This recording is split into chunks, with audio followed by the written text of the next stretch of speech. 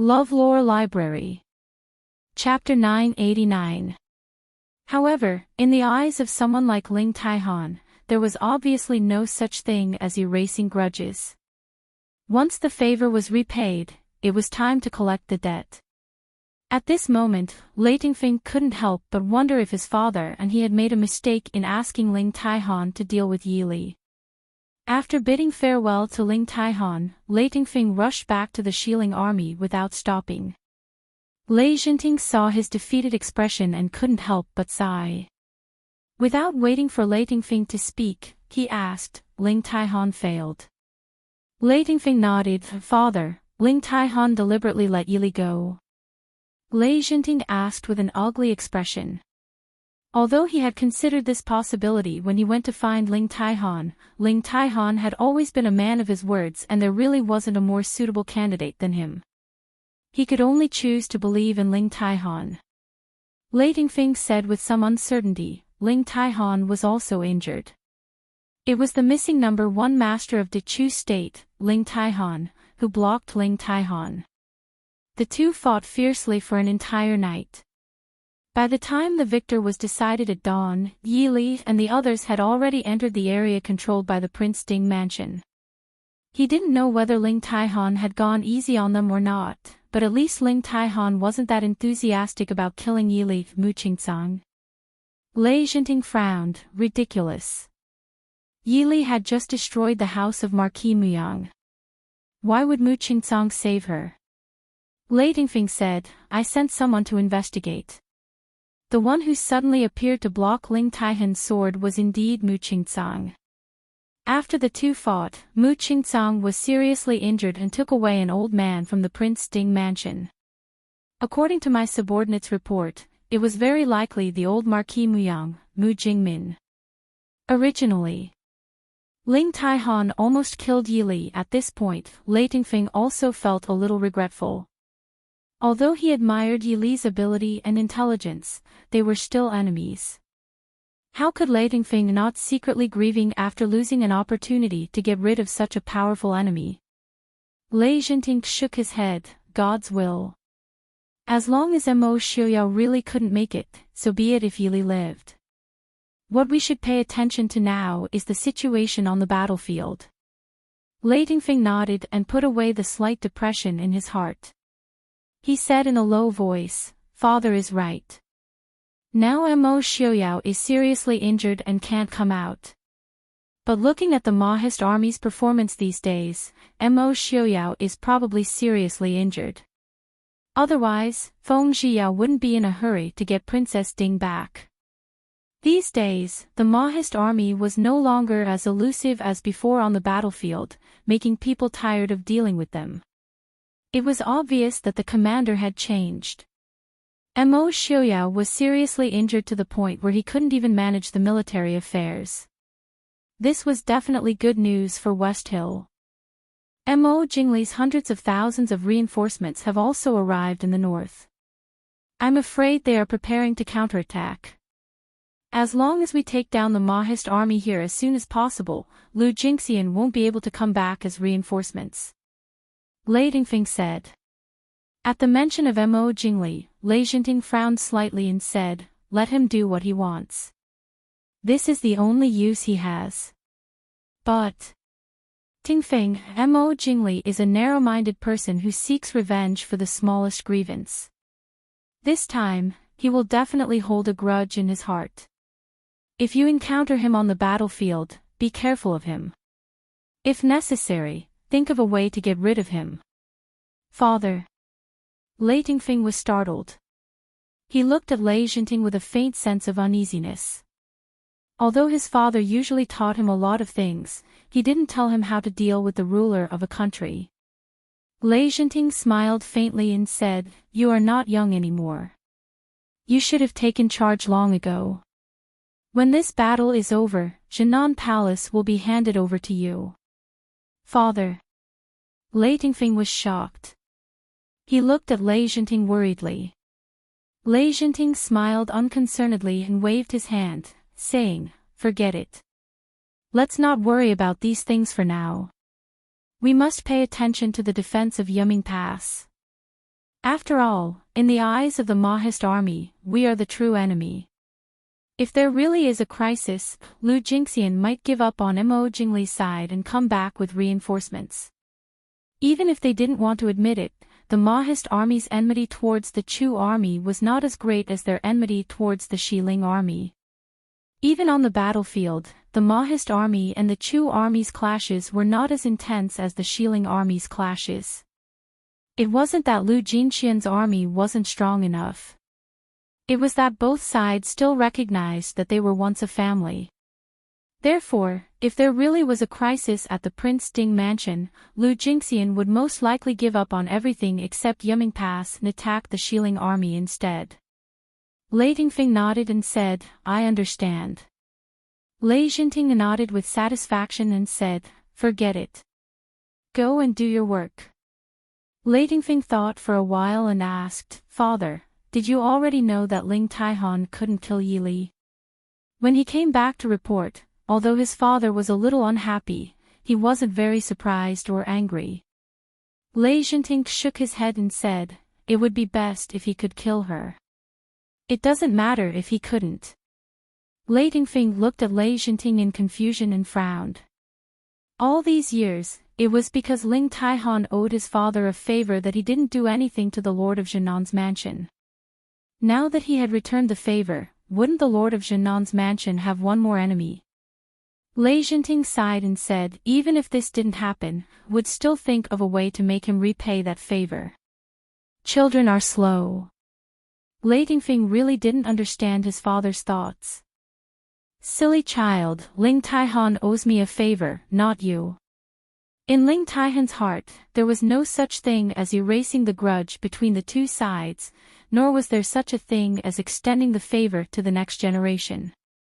However, most of the people who had wronged Ling Taihan in the past were still living under the protection of Jinnan Palace. Either he killed Ling Taihan before he died, or he killed all these people before he died. Otherwise, Ling Taihan would still find trouble with Lei Dingfeng in the future. However, neither of these options were very realistic. Lei Dingfeng left in confusion. When he reached the door, he paused and suddenly understood his father's meaning. Lei Dingfeng frowned and gritted his teeth, but he didn't go back in. As expected, he wasn't strong enough. That was why his father was so worried about him. Chapter 990. By the time Yi Li's group arrived at Feihong Pass, it was already the night of the second day. Feng Zhiyao was already waiting outside Feihong Pass to welcome them. Seeing Yi Li's return, Feng Zhiyao clearly heaved a sigh of relief. "Princess, you're finally back." Seeing Feng Zhiyao's expression, Yi Li's heart sank slightly. She asked, "What happened?" Feng Zhiyao sighed. The prince was ambushed by someone from Infinite Boundless Mountain. How could he be so easily ambushed? Yi Li raised her eyebrows and asked. Putting aside how high Mo Xiuyao's martial arts, Mo Xiuyao had clearly obtained the list of Infinite Boundless Mountain spies in the Prince Ding mansion a long time ago. How could he still be ambushed? Feng Zhiyao helplessly smiled bitterly. "We were careless. That person suddenly made a move, and almost injured the little prince. The prince was also doing this for..." Seeing Yi Li's expression change, Feng Zhiyao hurriedly said, "Don't worry, princess. The little prince was not injured." Seeing the unconcealable fatigue on Feng Zhiyao's handsome face, Yi Li nodded and said, "You've also worked hard these days. How is Xiuyao?" Feng Zhiyao frowned and said, Princess, let's go back and talk." Returning to Feihong Pass, because most of the soldiers still did not know that something had happened to Prince Ding, they naturally did not know that Princess had suddenly returned. Those who came to welcome Yi Li were only Yuan Pei, the Southern Marquis, and Murong Xin. Mo Xiuyao was temporarily staying in the general's mansion in Feihong Pass.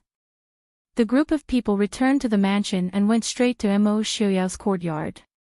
Entering the room, Yi Li saw everything in front of her and could not help but be stunned. She turned back to look at Feng Xiao and asked, "What happened?" There was indeed a person lying on the bed, covered with a thick blanket that covered most of his face. Only a head of snow-white hair was exposed. Even though Yili didn't walk in, she could tell that the person on the bed wasn't Immerse Xiuyao. Feng Xiao smiled bitterly. When the person on the bed heard Yili's voice, he suddenly sat up and got off the bed. His handsome face scrunched up tightly as he said to Yili, "You're finally back. I've been lying here every day, pretending to be dead. I'm so tired." Han Mingxi. Yili raised her eyebrows, her cold gaze sweeping over Feng Xiao and the others. Feng Xiao said in a low voice, "Prince is missing." Missing? Yili frowned as she stared at Feng Xiao. Even though she wasn't angry, Feng Xiao felt his scalp go numb. When Wang Fei was truly angry, her power was no less than Prince's. Bracing himself, he nodded. Feng Xiao hurriedly recounted what had happened. Originally, that day, the playful and naughty Immerse Xiaobao had been kidnapped. The other party had left a letter for Immerse Xiuyao to go alone. Otherwise, they couldn't guarantee Immerse Xiaobao's safety. Immerse Xiuyao naturally could not allow Immerse Xiaobao to be harmed, so he went alone to the agreed-upon location. By the time Feng Xiao and the others found the place, they only saw Immerse Xiaobao, who was unconscious with his acupoint sealed and the ground full of blood and corpses, but there was no trace of Immerse Xiuyao. After that, Feng Xiao and the others secretly ordered people to search the area within 100 li radius, but they didn't even see Immerse Xiuyao's shadow. Helpless, they could only pretend that Immerse Xiuyao was injured. At least, they had to make people think that Prince Ding was still in the army. Yili frowned. Feng Xiao's narration sounded very normal. But it made her feel that something was wrong. It was too logical. How did Xiuyao deal with the name list that I sent back? Name list?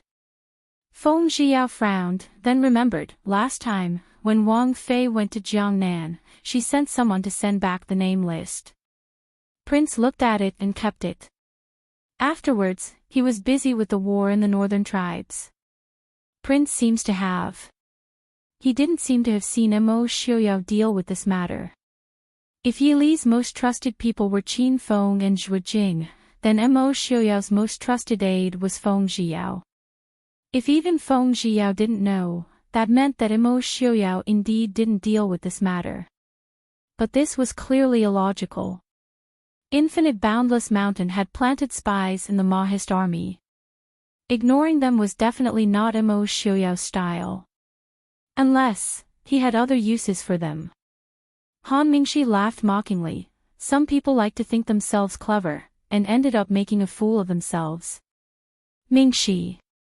Han Mingyue, who had just entered, had just happened to hear Han Mingxi's words as she said rather helplessly. Glancing at Yili's furrowed brows, Han Mingyue also knew that now was not the time for jokes.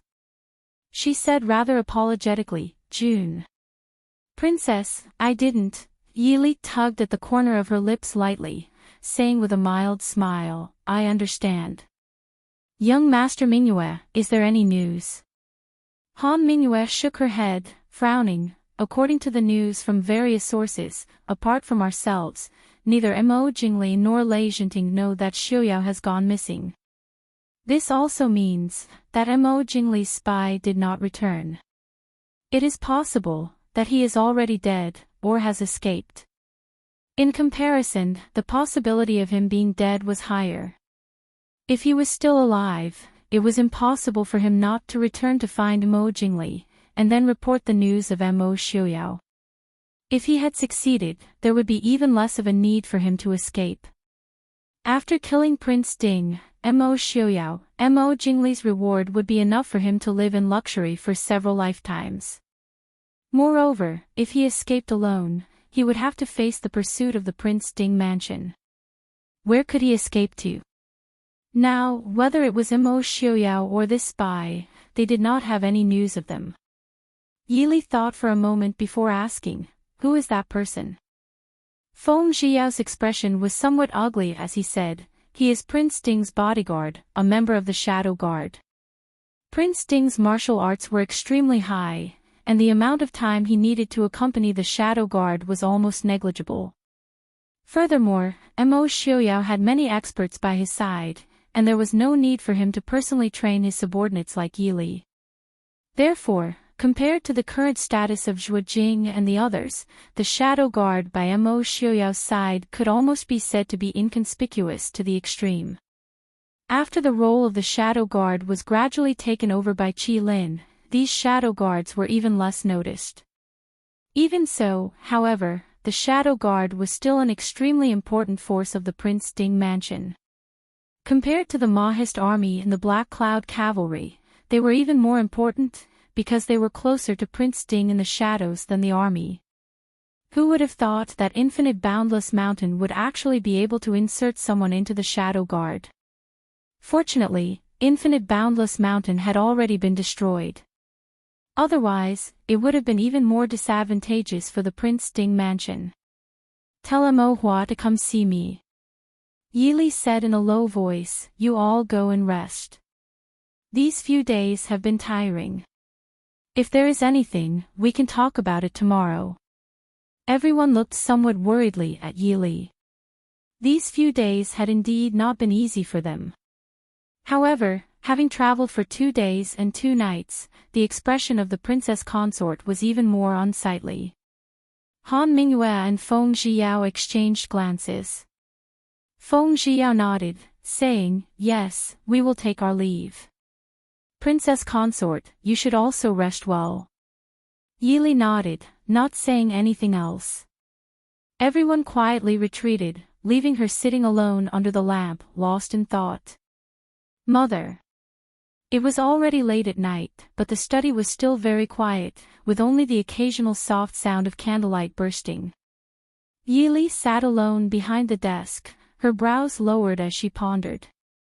From the door of the room came some whispers. Yi Li raised her head and looked over. Mo Xiaobao was wearing a moon-white inner garment, not even wearing an outer garment as he stood at the door, staring at her. Chapter 991. Although it was the beginning of spring, there was no warmth in the northwest whether it was day or night. Yi Li's eyes darkened. She quickly got up and took the cloak from the side to wrap him up. The adult's cloak was draped over Xiaobao's body and immediately wrapped around him. Yi Li carried him to the side with some difficulty and sat down. "Why didn't you put on the cloak properly before running out?" "Mother." Mo Xiaobao looked at Yi Li, his big round eyes flashing with tears. He sobbed, "Mother. Xiaobao didn't do it on purpose." "Woo-woo. Xiaobao didn't do it on purpose. Xiaobao knows he was wrong, mother. Why are you crying?" Yi Li raised her hand to gently wipe away the tears hanging on his face. She raised her hand to rub his pink little face and said, "Mother knows, it's not your fault. Don't be afraid. Your father will be fine, he will be back soon." Mo Xiaobao sniffled and said seriously, "Father is back, Xiaobao won't make father angry anymore. Mother, Xiaobao will be good in the future." Yi Li lowered her head and kissed her son's forehead. "Mother knows that Xiaobao is a good child. Don't be afraid, nothing will happen." Mo Xiaobao was smarter than most children. This meant that he knew a lot more than other children his age. Although Feng Zhiyao and the others didn't say anything in front of him, they didn't even tell him about Mo Xiaoyao's disappearance. But he already knew.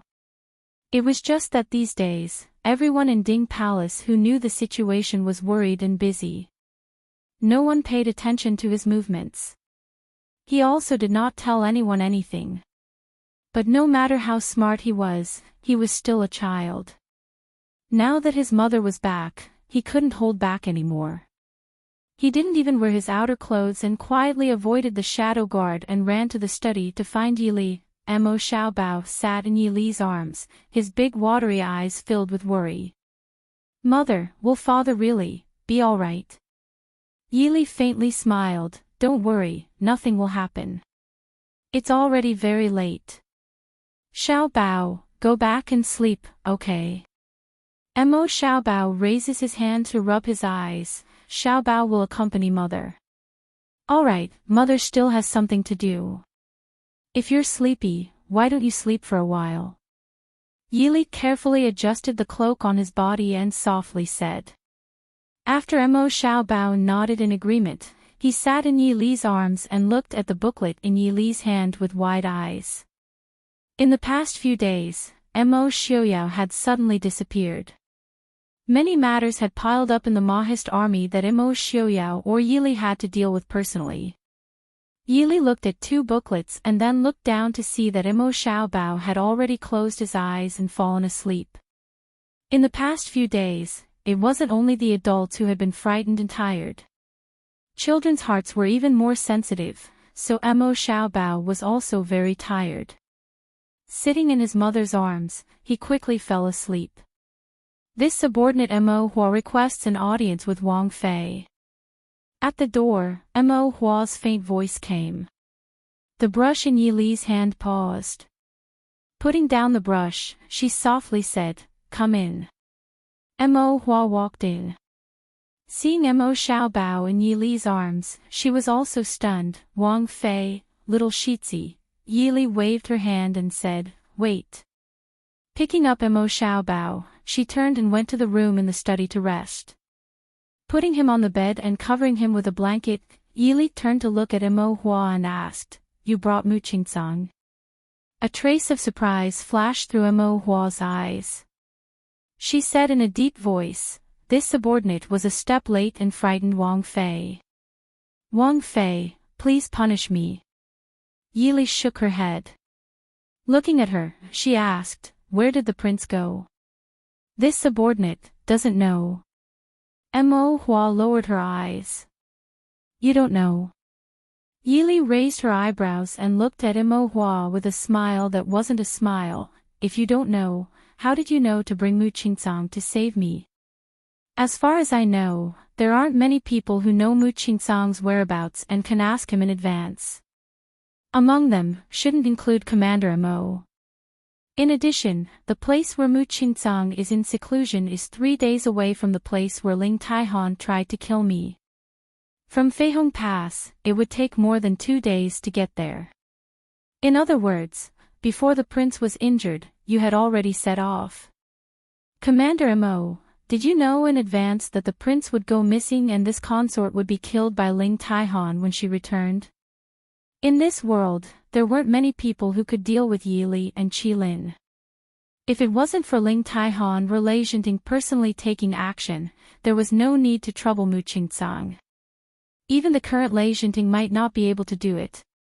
Therefore, if there wasn't extremely accurate information or premeditation, Mo Hua wouldn't have time to find Mu Qingsang to save her. Mo Hua was silent. Yili looked at him calmly and nodded, "I understand. You just need to tell me, is Xiao Yao still alive?" Shake your head or nod your head. Although Mo Hua was a bit arrogant, he was a person who abided by the rules. If it wasn't for the fact that he really couldn't say it, he wouldn't refuse Yili with such a silent attitude. After a long while, Mo Hua finally nodded slightly. Yili heaved a sigh of relief. She was obviously relieved. No matter what, Mo Xiaoyao being alive was the best news. No one knew that even though Yili already had some speculations in her heart, when she was waiting for Mo Hua to nod his head, her heart still felt like it was being ruthlessly grasped by someone. She didn't even dare to imagine what would happen to her if Mo Hua's answer wasn't what she thought it would be. Yili nodded lightly. Mo Hua didn't want to say more because Mo Xiaoyao ordered him not to. Although she was a bit unhappy that Mo Xiaoyao hid things from her, Yili also knew that many things were very important to keep secret.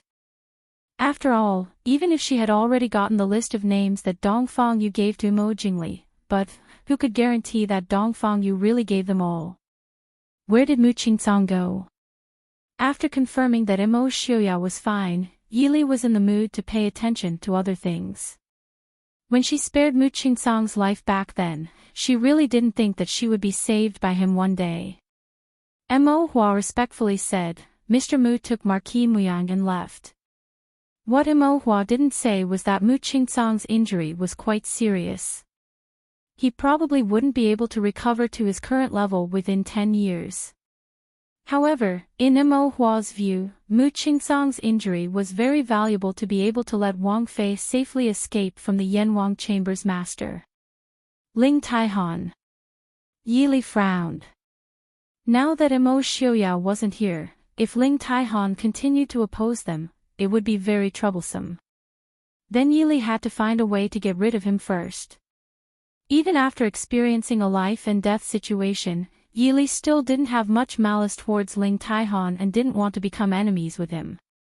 It wasn't just because of the friendship between her eldest brother and him. In fact, Yili also knew that Ling Taihan didn't intend to kill her. Even if Mu Qingsong didn't feel it that day, in the end, she was most likely to be seriously injured and taken away by Ling Taihan. With Ling Taihan's strength, if he really wanted to kill her, there were many opportunities. Mo Hua said, Ling Taihan only promised Lei Jinting to kill Wang Fei on her way back to Feihong Pass. Since Wang Fei has returned, Ling Taihan won't make a move anymore. Moreover, according to the news from below, Ling Taihan has already brought people back to Yanwang Chamber. And this time, Yanwang Chamber didn't have no losses. To stop Qi Lin, the most powerful person in the Mahist army, even if it was only for a short while, Yanwang Chamber paid a heavy price. In the next few years, Yanwang Chamber wouldn't be able to deal with assassins anymore, unless Ling Taihan, Lang Luiyue, and Sickly Scholar personally made a move. Chapter 992. Yili nodded in satisfaction and said, Very good, you can go back and rest. Mo Hua respectfully nodded, this subordinate bids farewell. Watching as Mo Hua closed the door and left, Yili looked at the flickering candlelight in front of her. A cold smile appeared on her beautiful face. Mo Xiuyao, have you become addicted to playing games? In a mysterious stronghold in the Prince Ding mansion, the white-robed and white-haired Prince Ding lazily leaned on the bed as he played with a simple and elegant green jade hairpin in his hand. There was a thick layer of white muslin wrapped around his casually draped outer robes. His handsome face was slightly pale, but his energy was very good. Looking at the green jade hairpin in his hand, Mo Xiuyao sighed regretfully. Yili had returned, but he could not go back to see her. It was too annoying. Achoo! His Highness Prince Ding sneezed in an unglamorous manner as he tugged at the outer robe on his body in confusion. With his martial skills, even if he did not wear clothes, he should not feel cold. Did he catch a cold? The next morning, everyone came early to the study to request an audience with Yili. Even though Wang Fei had returned, there was still no news of the prince. The situation on the battlefield was starting to develop in a direction that was not in their favor. This caused the generals to stay up all night and head to Yili's courtyard early in the morning. A short while later, Yili came out holding Mo Xiaobao's hand. Mo Xiaobao was dressed in an inky robe embroidered with dragons. Even though he still appeared very young, his extraordinarily handsome face was tense and he looked like a little adult. Everyone, sit, Yili said faintly and led Mo Xiaobao to the main seat. Looking at Mo Xiaobao sitting next to Yili, Feng Zhiyao suddenly had a bad feeling. He hesitated before asking, Wang Fei, this little Shitzi. Feng Zhiyao wanted to say that they were discussing important matters and it was not appropriate for the little Shitzi to be here. What if mentioning the prince scared the little Shitzi? Yili said, no need, I've already told you Chen. He knows what to do. Everyone looked at each other and exchanged looks. Everyone knew that the prince never called the little Shitzi by his full name. Wang Fei, who had insisted in the end, was assimilated by the prince and called the little Shitzi by his nickname. When the princess called out Mo Yuchen's name, it meant that she had made a serious decision. Mo Xiaobao had a handsome face and he nodded seriously. Feng Zhiyao's mouth twitched and he asked, Wang Fei, what do you mean? Yili said faintly, spread the news that Prince Ding's injury has worsened. Send a letter to Li City and ask Mr. Shen to come over as soon as possible. Half a month later, hold the funeral for the prince. Ah!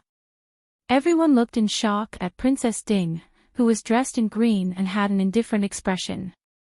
Feng Zhiyao stuttered, Wang Fei, this subordinate feels that. Prince Mo Xiaoyao was that unkillable thing. Even if there was no news now, Feng Zhiyao would at most guess that he was unlucky and broke his leg again and couldn't crawl back. But he never thought that he would die like this. Moreover, it was hard to accept that Wang Fei, who had always been deeply in love with Mo Xiaoyao, would say something like this. He is seriously injured and unconscious. What's the difference between that and death? Let's do it this way. Yili said. Han Mingyue looked at Yili and raised her eyebrows. She stopped Han Mingxi, who wanted to speak, and said, holding a funeral is indeed a good choice. It will be easier to believe if Mr. Shen comes over. I think that neither Mo Jingli nor Genom of Gojoseon will doubt it. After she said this, everyone suddenly realized that they had missed something. Wang Fei's arrangement didn't mean that Wang Fei believed that the prince was dead, but she wanted others to believe that the prince was dead. Feng Zhiyao's heart moved. He looked at Yili and said, Wang Fei, you have the prince's whereabouts. Yili shook her head regretfully and said, let's not care about the prince for now. Withdraw all the people we sent out to find him. What we need to do now is to stabilize the current situation. Marquis Nan. Marquis Nan stood up and said respectfully, previously, our army had fought with the Shilling army several times. Thanks to the prince's divine art of war, our army had always won more than lost. However, ever since the prince Lei Zhenting's attacks have suddenly become much stronger, our army has found it difficult to deal with. Although the Mahist army was valiant, the Shilling army wasn't bad either. Not to mention that the Shilling army's numbers were far greater than the Mahist armies.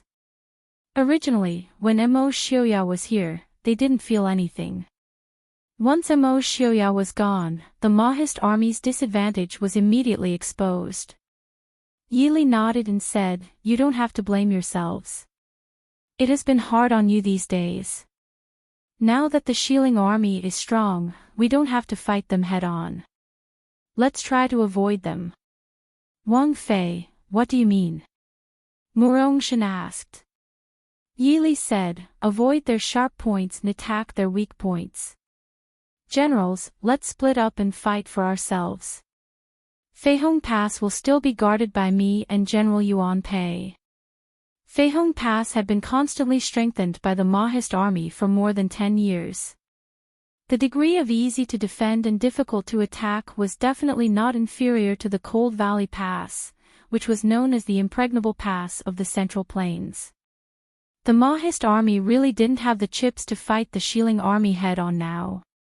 But Wang Fei, if Lei Zhenting tries his best to attack Feihong Pass, I'm afraid that you and General Yuan, Yili smiled and said, so, you have to make him unable to do his best.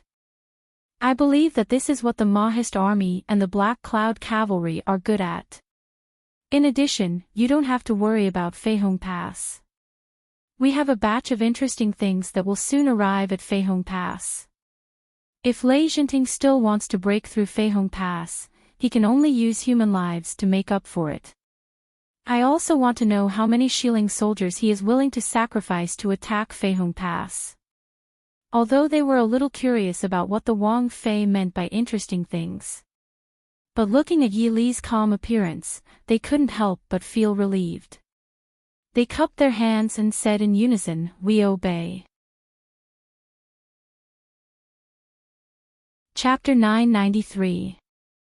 Perhaps it was because Yi Li's reputation in the Mahist army was already high enough, or perhaps it was because all of the Mahist army's generals were extremely calm and composed. After the news of Mo Xiuyao's heavy injury spread, the Mahist army did not fall into chaos and low morale as Feng Zhiyao and the others had feared. In fact, 10 days later, when the news of Mo Xiuyao's death spread, the entire Mahist army did not have many problems. Instead, all of the soldiers of the Mo family army felt more hatred towards the enemy and shared a common enemy. When they actually received Mo Xiuyao's obituary, everyone couldn't help but be stunned. Even Mo Jingli, who had been full of confidence, and Lei Jinting, who had been somewhat worried, could not believe it. No one could believe that Mo Xiuyao, the man who had caused everyone to be jealous of him, the man who had controlled half of the world for 10 years, had actually died just like that. Looking at the letter in front of him, Lei Jinting sighed with a complicated expression. Father. Lei Tingfeng stood to the side, looking at Lei Jinting's expression that seemed to be both happy and sad at the same time. Mo Xiuyao's death was naturally a good thing, but he did not know why his father had such an expression. This made Lei Tingfeng have a bad feeling. Father, but, is there a problem with the news of Mo Xiuyao's death? In reality, Lei Tingfeng also did not dare to believe that Mo Xiuyao had died just like that. Mo Xiuyao's cunning and fickleness had also left a deep impression on Lei Tingfeng, so he couldn't help but suspect that Mo Xiuyao had faked his death. However, he did not understand why Mo Xiuyao had faked his death. Originally, this war had already been gradually leaning towards the Prince Ding mansion. As long as nothing unexpected happened, even if the stalemate continued for another 2 or 3 years, the Prince Ding mansion's chances of winning were much higher than Jinan Palace's. Mo Xiuyao's arrival could be said to have completely given up all of their early advantages. Lei Jinting frowned and shook his head. It doesn't seem like it, but we can't do anything about it. Send someone to investigate again. We must confirm whether Mo Xiuyao is really dead or not. If Mo Xiuyao had really faked his death, he definitely had a big plan, and they could not let their guard down. However, in the current situation, if he stood still and did nothing, it was impossible for him to give up on this opportunity for nothing. Your son understands. Lei Tingfeng nodded. Of course, he also understood the importance of this matter. Another person who had the same thoughts as Lei Jinting was Mo Jingli, who was far away outside the Cold Valley Pass. In a secret stronghold somewhere in the Prince Ding mansion, Mo Xiuyao looked at the secret memorial that his subordinate had presented and did not know whether to laugh or cry. Looking at the memorial filled with his own words, he could not help but mutter softly, Li must be angry, this is terrible. But, this is hard to come by. However, since Li had announced the news of his death, she must have a way to convince others of the authenticity of this news. This was extremely beneficial for his secret plans. As expected, not hiding it from Li was a good decision. If Feng Zhiyao and the others were in charge of the situation at Feihong Pass right now, they would have made a fool of themselves. This had nothing to do with ability. It was just that Feng Zhiyao and the others did not have Yi Li's prestige and status. They also did not have the tacit understanding between them and Mo Xiuyao that did not require words. Prince. The subordinate standing in front of him looked at the muttering prince in front of him, saying somewhat uncomprehendingly. Mo Xiuyao's lips curled up in a smile, saying, the battlefield will be left to Li and Feng San. We should also go and make preparations. To be able to find such an opportunity to leave the battlefield without being suspected was really not easy. After all, his martial arts were really too strong. If there was no explanation for them working together, even if his corpse was placed in front of Lei Jinting would probably think that it was someone else in disguise. Infinite boundless mountain, this was really a good excuse. Since that was the case, he naturally had to make use of this opportunity to give Lei Jinting and Mo Jingli a heaven-shaking, earth-shattering gift. But, Prince, your injuries, Mo Xiaoyao lowered his head and glanced at his chest, waving his hand nonchalantly, saying, "What kind of injury is this? It's no big deal. Go. Yes, your subordinate will take his leave." Prince Ding's passing was a heaven-shaking, earth-shattering matter. Naturally, it could not be dealt with carelessly. Therefore, as soon as the news spread, the entire Mahist army camp and Feihong Pass were immediately covered in white cloth. Everywhere was covered with white cloth, the entire army wearing mourning clothes. When the commoners near Feihong Pass received the news, they also wore white clothes, many of them even crying out in pain. In this chaotic world, the commoners of the Northwest had always been living peacefully and peacefully. This was all thanks to the protection of the Prince Ding mansion.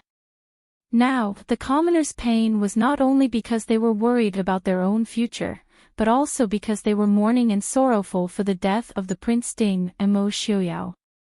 "Princess, Genom of Gojoseon of West Hill has come." Within Feihong Pass, Yili was sitting in the study, reading through the tall pile of memorials on the table in front of her. Mo Xiaoyao's sudden death naturally meant that there were countless things to deal with. Whether it was Feihong Pass or the Prince Ding mansion in Glass City, everyone was extremely busy. Su Hongyu, Su Qingchen and the others in Glass City were also so busy after sending someone to deliver a letter that they did not have any free time. Yili raised her head and looked at Qin Feng, frowning, saying, "Enchanting. What is he doing here?" Qin Feng said, "Naturally, he is here to mourn the prince." Even though the two sides were enemies now, Enchanting had come to mourn in the name of West Hill. The Mahist army could not do anything to him. Casually putting the memorials to one side, Yili stood up and said, "Mourn. He is here to investigate, right? I thought he would send Enchanting." Qin Feng thought for a moment and laughed in a low voice. "Between us subordinates, he is probably afraid that Princess will really kill Enchanting in a fit of anger." Enchanting was Enchanting's only son, and Enchanting was almost 60 now. It was probably too late to raise another son. "Fine, let's go meet him. Get people to prepare, Mo Jingli is probably coming," Yili said. "Mo Jingli?" Qin Feng frowned and said, "Does he dare to come?" Mo Jingli was not a daring person. Going deep into the enemy's camp did not seem like something Mo Jingli would do. Yili walked out as she said, "He should have already received the news. Based on my understanding of Mo Jingli, he will not miss such an opportunity." After all, in Mo Jingli's life, Mo Xiaoyao's death was the first time, and possibly the only time. "I understand." Qin Feng nodded and said. In the hall, Enchanting sipped his tea while sizing up the entire whole. This mansion was originally the general's mansion in Feihong Pass. It was not particularly big, nor was it very luxurious.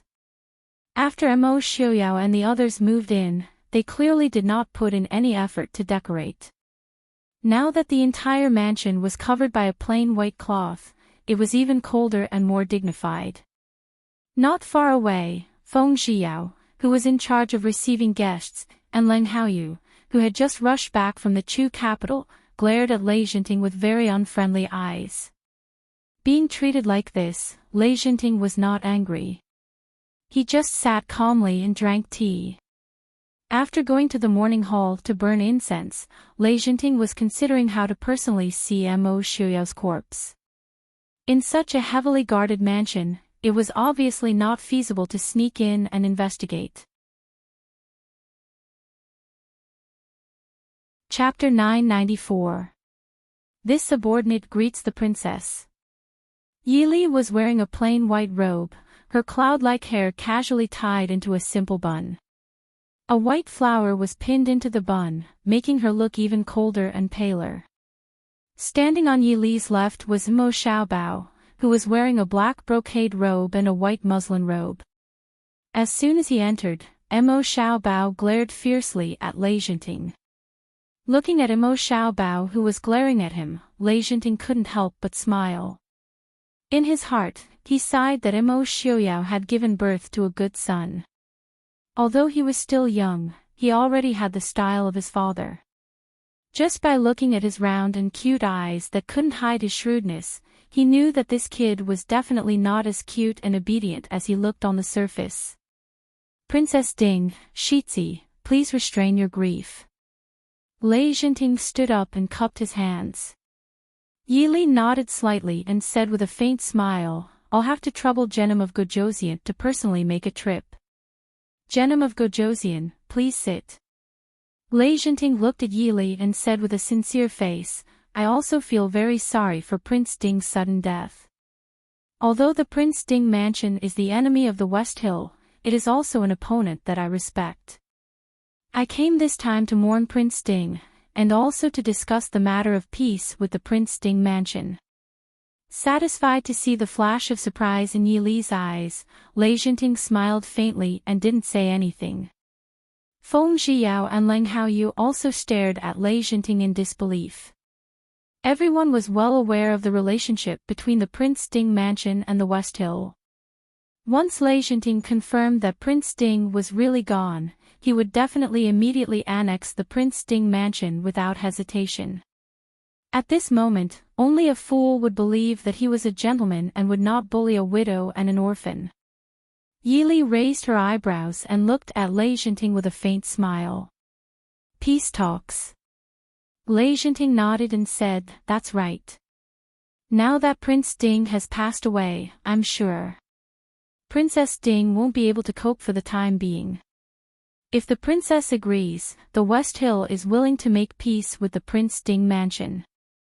Yili smiled and said, if so, the Prince Ding mansion would be more than happy to oblige. Here, this consort thanks Genom of Gojoseon.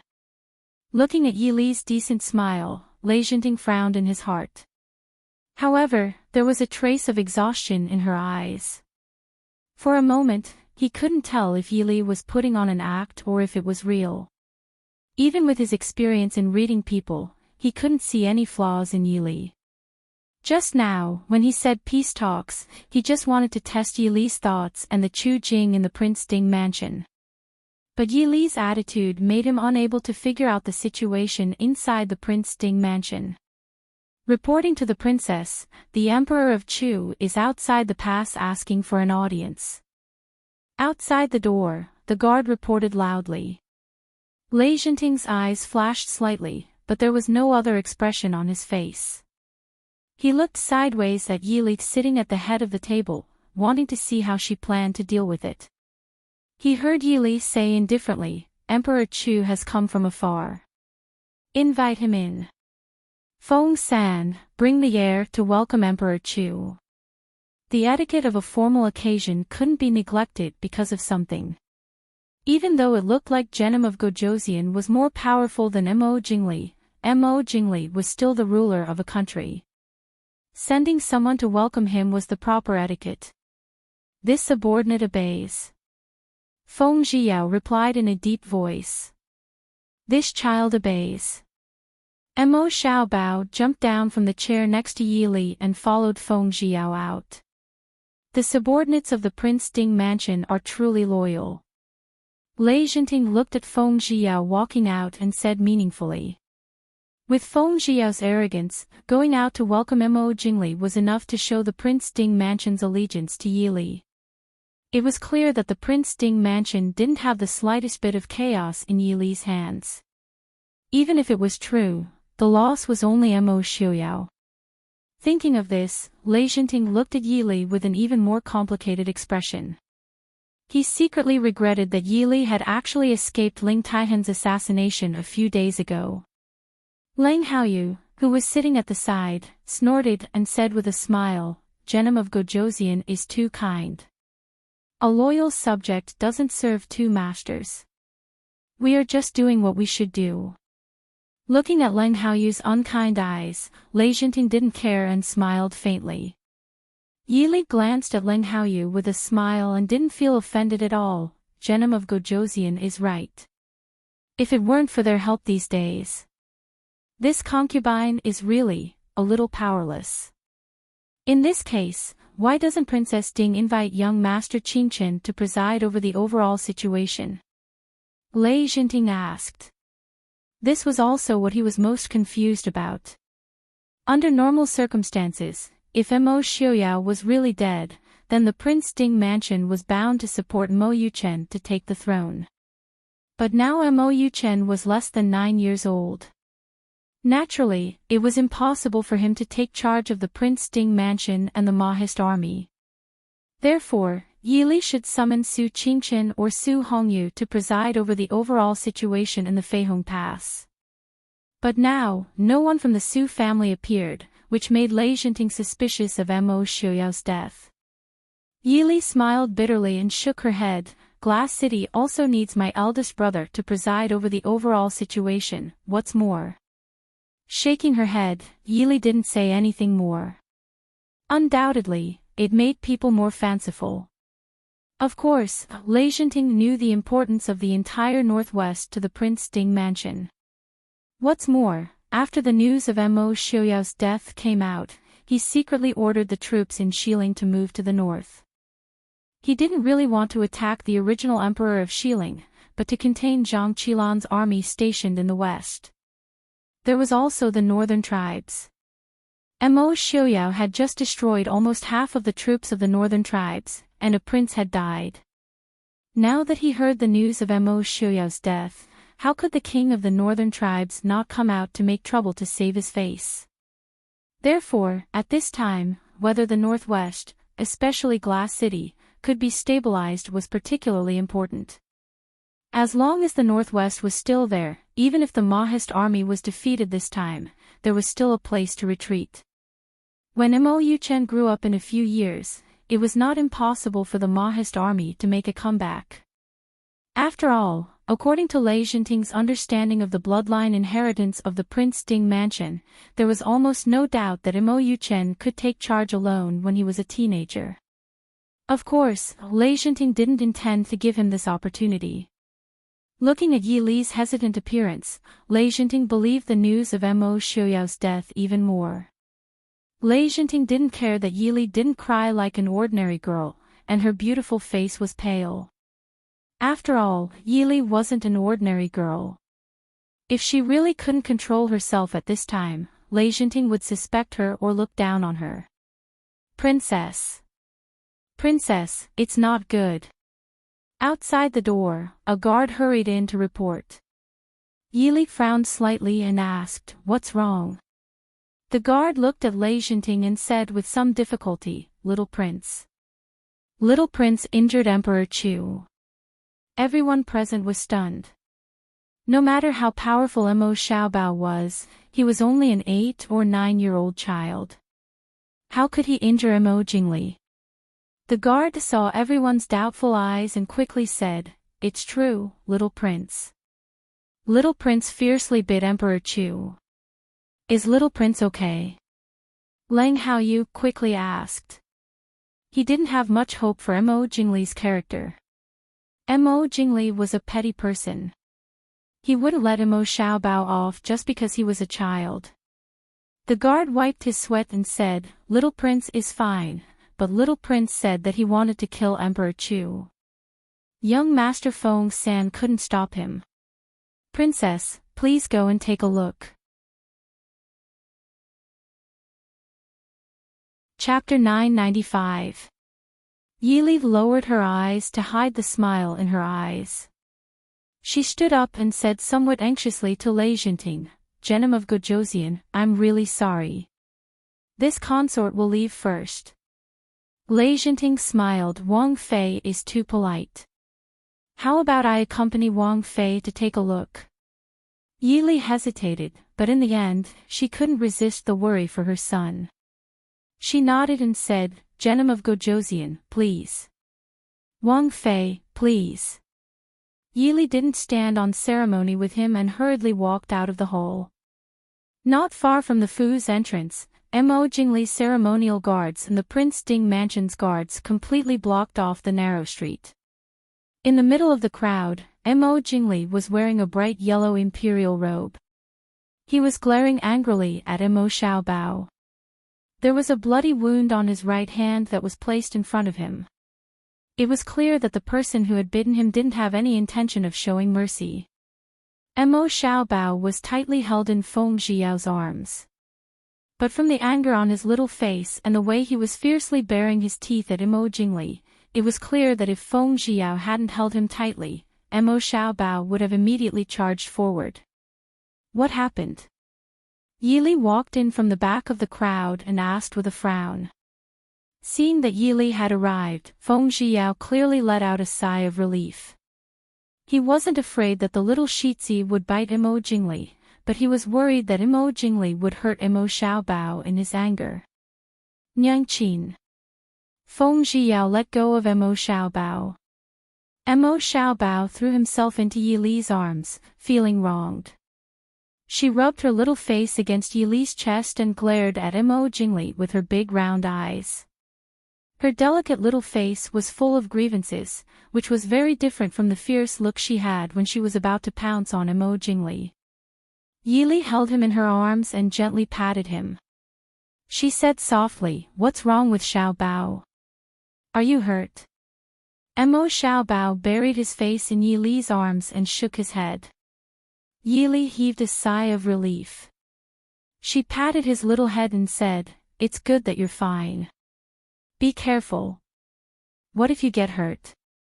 He's a bad guy. Xiaobao hates him." Imo Xiaobao said, feeling wronged. His childish voice spread far and wide. Everyone present could not help but glance at Imo Jingli. How bad was he to make the cute little heir of the Prince Ding mansion hate him so much? Imo Jingli's face immediately darkened. He had almost been bitten by this brat. This brat dared to complain first. "Yili, is this how you teach your son? You really don't know the rules." Imo Jingli glared at Yili and said in a cold voice. Yili's eyes darkened slightly. She stood up and looked at Imo Jingli without showing any weakness. She calmly said, "How this Fei teaches my son does not need Emperor Chu to care. If Emperor Chu has the time, he should be teaching his own son." Pfft! At the side, Feng Zhiyao couldn't help but burst out in laughter. Wang Fei had definitely stepped on Imo Jingli's sore spot. Who in the world did not know that King Li was already 30 years old? Not to mention a son, he did not even have a daughter. There were even rumors among the people that King Li had an incurable disease. Of course, Feng Zhiyao, a confidant of the Prince Ding mansion, knew better. Because he knew, Feng Zhiyao almost wanted to sympathize with Imo Jingli. The most painful thing in the world was not to have something, but to have something and then lose it. After regaining it, you found that it was all for naught. Therefore, even if one cursed Imo Jingli 100 times, it would not be as angry as Princess Ding's light words to Imo Jingli. "Yili!" Imo Jingli shouted harshly. Yili turned around and held Imo Xiaobao's hand to face Imo Jingli. She said in a deep voice, "This Fei respects Emperor Chu as the ruler of a country, but if Emperor Chu does not have the slightest etiquette as a guest, then forgive this Fei for not seeing you off." Imo Jingli was so angry that he laughed.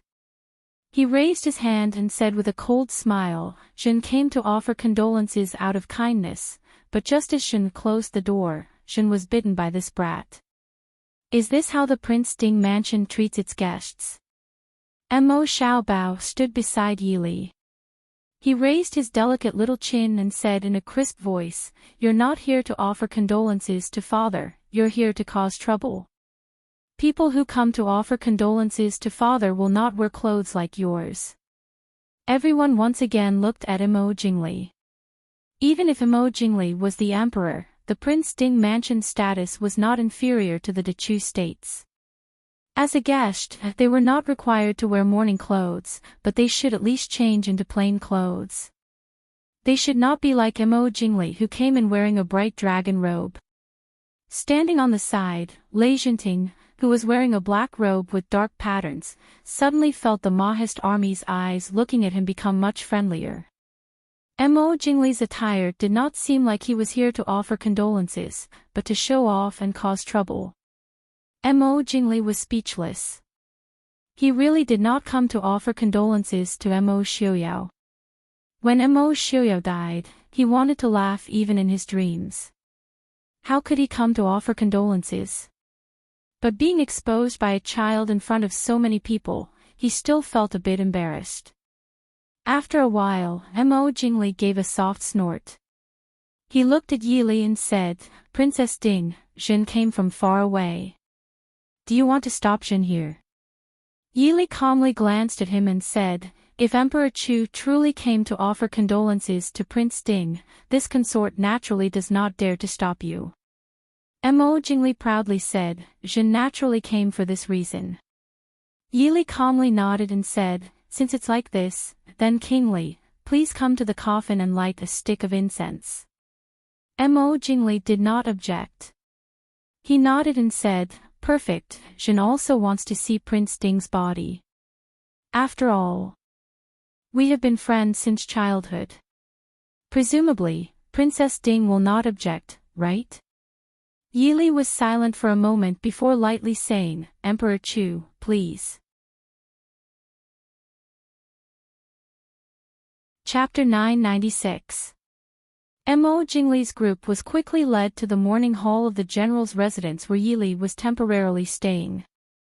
Because it had been placed here temporarily, the morning hall was not large. The entire morning hall was covered by a white cloth and gave people a cold and bleak feeling. Mo Xiaoyao's coffin was placed in the center of the morning hall. There were countless flowers piled around the coffin. In front of the coffin, there was a memorial tablet engraved with the words, "Prince Ding, Mo Xiaoyao's memorial tablet."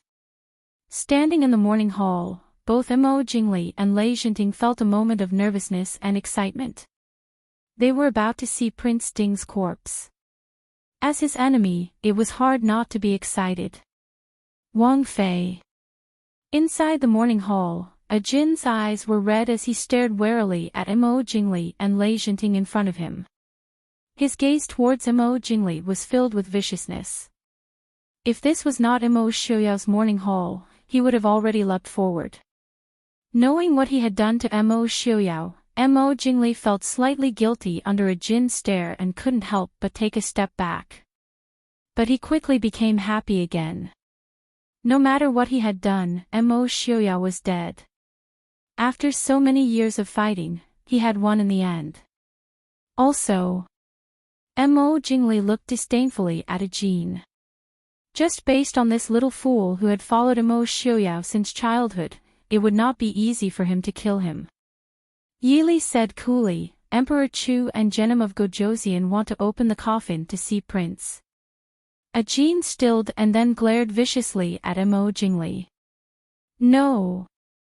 The prince has already been placed in the coffin. How can it be opened again? And he." What Jin wanted to say was that he was the murderer of the prince, so how could he allow him to disturb the prince's rest? Enchanting understood Jin's thoughts.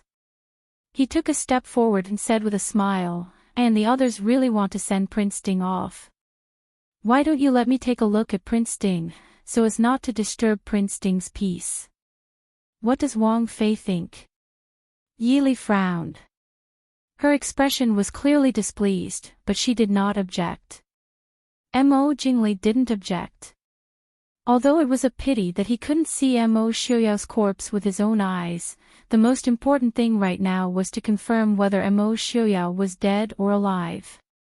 He believed that Enchanting had no reason to lie to him about this matter. Yili gently patted Jin's shoulder and said softly, "Let them see the prince, then they won't disturb him again." Jin looked at Yili. Ever since Mo Xiaoyao had passed away, other than his uncle, Yili was the person Jin trusted the most. Even his fiancée Qing Shuang was ranked behind her. Hearing Yili's words, Jin glared fiercely at Mo Jingli. He walked over and carefully pushed the lid of the coffin over. Because it needed to be sent back to Glass City before it could be buried, the lid of the coffin had not been nailed shut yet. Ajin only pushed it lightly and it was pushed open. Mo Jingli and Jenim of Gojosian didn't mind Ajin's rudeness at all because their thoughts were on the open coffin. Lei Jinting took a few steps forward and smelled a strong fragrance. This was a kind of perfume used by nobles to preserve their corpses. Usually, only nobles above the rank of prince could use it. There was also the fragrance of Phoebe Jinan wood. Lei Jinting couldn't help but frown slightly. Inside the coffin, a white-haired man dressed in a white robe embroidered with silver dragons and clouds lay quietly. Even though the weather was still cold, the coffin had a preservative perfume and the coffin itself was still placed on a large piece of ice. Therefore, the corpse hadn't changed much. If it wasn't for the fact that it was deathly pale, it could even be said to be lifelike. Lei Jinting's sharp eyes saw that there was another scar on the man's right hand that was exposed to the air. Even though it had been carefully treated, it was still clearly visible. Thinking about the information he had received from Mo Jingli, Lei Jinting stared at the man's unusually handsome face and frowned. He finally raised his hand and reached into the coffin. Jenim of Gojosian, what are you doing? Standing at the side, Yili saw his actions and asked in displeasure. Lei Jinting smiled faintly and said, I see that Prince Ding's sleeve is slightly untidy. I have been rude. Lei Jinting calmly pulled on the white sleeve and turned to smile apologetically at Yili. Yili looked down. Is there anything else between Jenim of Gojosian and Emperor Chu? If there is nothing else, Lei Jinting smiled and said, Wang Fei, please do as you wish. I will not disturb Prince Ding's rest. Many thanks. Ajin, close it. Yili ordered Ajin in a soft voice. Ajin snorted angrily at Lei Jinting and went to close the coffin again. Coming out of the morning hall, Mo Jingli and Lei Jinting were invited to rest in a side courtyard of the General Fu. Feihong Pass was not Li City and it was not the time for Mo Xiuyao's official funeral, so there were not many people here. The General Fu was not big, but it was still convenient for Lei Jinting and Mo Jingli to live in. Emperor Chu, why don't we have a cup of tea together? Lei Jinting said. Even though they had only come to pay respects, it was already late and they could not avoid staying at Feihong Pass for the night before leaving. Mo Jingli naturally agreed. He also had many questions to ask Lei Jinting. The two went to Lei Jinting's courtyard and waved away the servant girl who had brought tea and snacks. Lei Jinting smiled and said, Congratulations, Emperor Chu. Mo Jingli stilled and quickly realized what Lei Jinting meant. The person lying in the coffin is really Mo Xiuyao. Lei Jinting said, he has lost a lot of blood but there are no obvious wounds on the outside. He should have injured his heart. There is a scar on his right wrist and a callus on his palm. It is caused by long-term sword practice. Also, this person was an expert when he was alive. His face was not disguised and his hair was not dyed. If there is a person who looks exactly like Mo Xiuyao and is as skilled as Mo Xiuyao, then Mo Xiuyao is not dead. After a while, he heard Mo Jingli murmur, Mo Xiuyao is really, really dead, yes. Lei Jinting sighed softly, Mo Xiuyao is really dead. Such an outstanding person had died just like that. Lei Jinting's eyes suddenly showed some confusion and melancholy. Mo Jingli was not in the mood to pay attention to Lei Jinting's thoughts. After hearing Lei Jinting's words, he could not help but laugh loudly. That's great. Mo Xiuyao. Mo Xiuyao. You still died in front of me in the end. Ha! Seeing Mo Jingli's smug appearance, Lei Jinting's eyes flashed with disdain and anger. He also wanted Mo Xiuyao to die because he was an enemy. But to be treated as an enemy by someone like Mo Xiuyao was an honor. But to be treated as an enemy by someone like Mo Jingli was a disgrace. There had never been a person like Mo Jingli that Lei Jinting recognized as an enemy. He was just a clown. When Mo Jingli was done laughing, he finally seemed to sense Lei Jinting's displeasure. Mo Jingli raised his eyebrows. Mo Xiaoyao is dead. Is Genom of Gojoseon not happy? Lei Jinting's lips twitched, revealing a mocking smile, of course not as happy as Emperor Chu. Chapter 997. Hearing this, Mo Jingli could not help but feel a little embarrassed. There were not many people in the world who did not know about the grudges between the Prince Ding mansion and the royal family of Dechu State. His reaction just now was seen by Lei Jinting. No matter how thick-skinned Mo Jingli was, he could not help but blush. He snorted and said harshly, Mo Xiaoyao betrayed the country first. This kind of traitor naturally deserves to die. Lei Jinting took a sip of tea and said indifferently, I do not intend to discuss with Emperor Chu whether Prince Ding deserves to die or not. Prince Ding's death is naturally beneficial to Mo Jingli's eyes flashed with anger and disbelief. He said dryly, in that case, Genom of Gojoseon, please say it. There was a kind of person who was born stunning. He was the focus of the world's attention. Even his enemies would admire and respect him.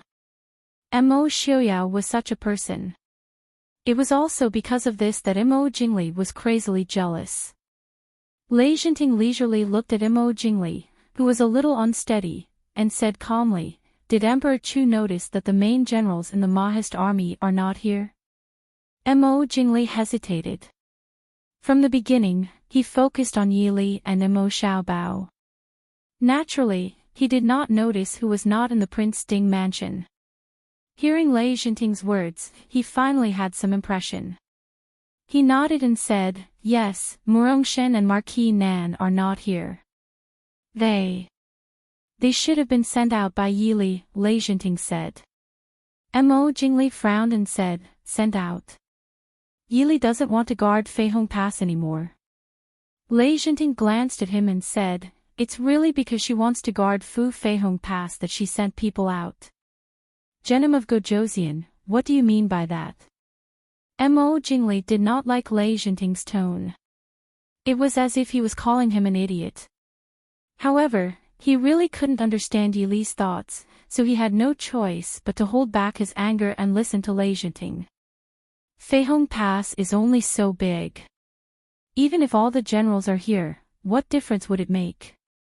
But if Murongshen, Marquis Nan and the others were sent out, they were all famous veterans on the battlefield. They don't need to confront us face to face. As long as they want to cause us some trouble, it will be easy. Furthermore, the Black Cloud cavalry of the Mahist army was adept at long-distance raids. When the time came, I'm afraid that both sides will have a headache. Lei Jinting said. Mo Jingli gritted his teeth and said, is it really Yili's idea? How cunning. Lei Jinting smiled with appreciation and said, Princess Ding can stabilize the situation of the entire Prince Ding mansion as a woman at this time. Naturally, she is not an ordinary person. If Princess Ding is a man, I'm afraid. Lei Jinting shook his head and smiled faintly without saying a word. Mo Jingli snorted and asked, what does Genom of Gojoseon want to discuss with me? Lei Jinting looked at Mo Jingli and said, give up Cold Valley Pass and lead the army to the west. After the two armies join forces, we will attack Feihong Pass together. Mo Jingli narrowed his eyes and sneered, Genom of Gojoseon is really smart. Unfortunately, I'm afraid that I will be betrayed by Genom of Gojoseon again. Last time, he was fooled by Lei Tingfeng. Mo Jingli did not forget. How could he trust Lei Jinting again? Lei Jinting frowned and said, as long as we take Feihong Pass, we will lead the army to sweep the entire northwest. After destroying the foundation of the Prince Ding mansion, do you think that Ling Huai of Chujing and Lu Jingxian of Cold Valley Pass still need us to worry about them? Mo Jingli was not an idiot, how do I know that once I lead the army to the west, Ling Huai and Lu Jingxian will not chase after us? In the future, won't I be in a dilemma? Lei Zhenting raised his eyebrows and said, so, Emperor Chu has the confidence to fight against Ling Huai and Lu Jingxian alone. I have received news that Ling Huai has begun to reorganize the troops in Chujing. They will set out for Cold Valley Pass in a few days. Cold Valley Pass is the most impregnable pass in the Central Plains. But it also depends on who is guarding it. Being mocked by Lei Zhenting like this, Mo Jingli's face turned green and white. What does Genom of Gojosian want to do? Lei Zhenting nodded with satisfaction and said, Emperor Chu, please block Ling Huai and Lu Jingxian's army. I do not need the Chu army to do anything, I just need to stall for time and not let them mess things up. Although being looked down upon by Lei Zhenting made Mo Jingli feel humiliated, he did not want to use his own troops to fight against Lu Jingxian and Ling Huai. Rather than this, it was better to wait for Lei Zhenting and the Mahist army to fight until both sides suffered losses, then he would be the third party to reap the benefits. How could Lei Zhenting not understand Mo Jingli's thoughts, but he did not care and smiled coldly. Okay, we will do as Genom of Gojosian says. Mo Jingli nodded and agreed to Lei Zhenting's suggestion. In the study in the deepest part of the general's fu, Yili sat behind a desk and looked at the people in the room. She couldn't help but sigh. Feng Zhiyao stared at Yili and said, Wang Fei, do you know the whereabouts of the prince or not? Yili shook her head and said seriously, I really don't know. It was a pity that her sincere answer could not make Feng Zhiyao and the others believe her. Wang Fei, do you think we will believe you?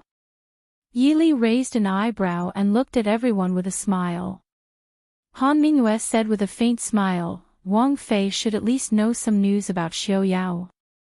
Otherwise, how would Wang Fei know what wounds Xiao Yao should have? After Genom of Gojosian saw Prince Ding's wounds, his brow visibly relaxed. When he faced Yili, his smile became more sincere. It was clear that Genom of Gojosian had received the news that Prince Ding was wounded, and the wounds on Prince Ding's body matched the information that Lei Zhenting had received. Yili sighed helplessly and said, I really don't know. It's fine, since Wang Fei can't say, we won't ask. Feng Zhiyao clearly still did not believe that Yili did not know. He just thought that it was because Yili could not say. But at least it proved that Mo Xiaoyao's safety was not a problem. Everyone present couldn't help but sigh in relief. Even though they vaguely understood that the prince was still alive, it was still uneasy to not have definite news. Now that they saw Wang Fei's calm appearance, it was as if they had eaten a calming pill. Mother, can we kill that big bad guy? Mo Xiaobao sat next to Yili and asked with a pure face. Yili lowered her head to look at Mo Xiaobao who was looking at her. She couldn't help but smile and said, when did you learn to bite people? This time, it was definitely Mo Xiaobao who did not care about his image at all. Even though Mo Xiaobao liked to fool around, he was still very proud. Even if he wanted to prank someone, he would not use this kind of trick that a normal child would use. Mo Xiaobao said with a smile, is this child's acting good? Yili raised a brow and looked at Feng Zhiyao at the side. Feng Zhiyao said with a smile, when little Shitzi saw Mo Jingli, the first thing he said was, you bastard who killed my father king, I'll bite you to death. Then he pounced on Mo Jingli and fiercely bit Mo Jingli. I saw that a piece of flesh on Mo Jingli's body was almost bitten off. He really has good teeth. The others couldn't help but cover their faces and laugh in a low voice. Mo Xiaobao's little face became embarrassed and he said unhappily, it was so smelly, this Shitzi had to drink a lot of water to rinse my mouth. Next time, I'll definitely use another method. However, this method was the most satisfying and also the least likely to be suspicious. If he used something else to hurt Mo Jingli, it wouldn't be a child's mischief that could be explained away. Chapter 998. Yili looked at Xiaobao curiously and asked, what else did Xiaobao do to Mo Jingli? Yili knew her son well enough. He would not bite someone just to vent his anger or to make Mo Jingli look bad. Xiaobao chuckled and said, I sprinkled the medicine that Mr. Shen gave me on his hand. Shen Yang, who was sitting at the side listening to their conversation and taking care of his own medicine, suddenly stiffened. He slowly turned his head and stared at Xiaobao, asking, little heir, you used that bottle of medicine? Xiaobao blinked innocently and said, it's the bottle that Mr. Shen just concocted last night. It's green, it's a beautiful little jade bottle. Shen Yang's body swayed. He quickly held on to the table and asked calmly, is that what I gave to the little heir? I asked Mr. Shen if he could give the bottle to me. Mr. Shen nodded. Xiaobao asked, puzzled. Shen Yang was silent. You're asking about the bottle, but you're asking about the medicine too. Seeing that Shen Yang's expression was not right, Feng Zhiyao asked curiously, what medicine did Mr. Shen concoct? Is it very important? Mo Xiaobao smiled and said, I saw something written on Mr. Shen's small bottle. It said something about acacia or something spring. Pfft. On the other side, Han Mingxi spat out a mouthful of tea. He looked at Shen Yang in disbelief and said, it can't be the aphrodisiac, right? Mr. Shen, what are you using that for? As he spoke, he looked at Shen Yang with a gaze that said, you're already so old, yet you're still so interested. Han Mingxi lived up to his name as Mr. Feng Yu. He had been in the entertainment industry for many years and was naturally familiar with all kinds of strange medicines. Shen Yang's lips twitched. He rolled his eyes and said, what do you mean I'm using it for? A few days ago, someone gave it to me to see if there's an antidote. Han Mingxi did not believe him. Who would research an antidote for this kind of medicine? Any normal person would know how to cure this kind of medicine. Han Mingxi looked at Shen Yang with an expression that said, I'd be a fool to believe you. Shen Yang also understood that the more he tried to explain, the worse the situation would become. He glared at Xiaobao with resentment. If it wasn't for this damned brat, he wouldn't have been mocked by a junior like Han Mingxi. Mo Xiaobao hid in Yili's arms and secretly glanced at Shen Yang with a smirk. Yili helplessly patted Mo Xiaobao's little head and lightly coughed before asking, then, will this medicine have any side effects? Han Mingxi giggled and said, no, this is a top-grade medicine. Even if you had the money, you might not be able to get it. It was just that, he was better at controlling time. Normally, it would only flare up after 2 hours, and once it did, it would be unstoppable. So... Junwei, cough cough. Young Master Feng San, it's best to get someone to prepare. Han Mingxi clearly sensed that this matter was not suitable for Yili to handle, so he could only change his tone and look at Feng Zhiyao. Feng Zhiyao rolled his eyes in annoyance. In his early years, he was also a person who had been through hundreds of flowers, so he naturally knew what the so-called aphrodisiac powder was. Mo Xiaobao looked at everyone and asked curiously, what do we need to prepare? Yili lightly flicked his forehead. Children are not allowed to interrupt when adults are talking. Mo Xiaobao held his little forehead and looked pitifully at Yili, sitting not far away. Zhuo Jing, who was busy handling files, frowned and raised his head to say, Wang Fei, right now. Prince Late seems to be in Genom of Gojoseon's courtyard.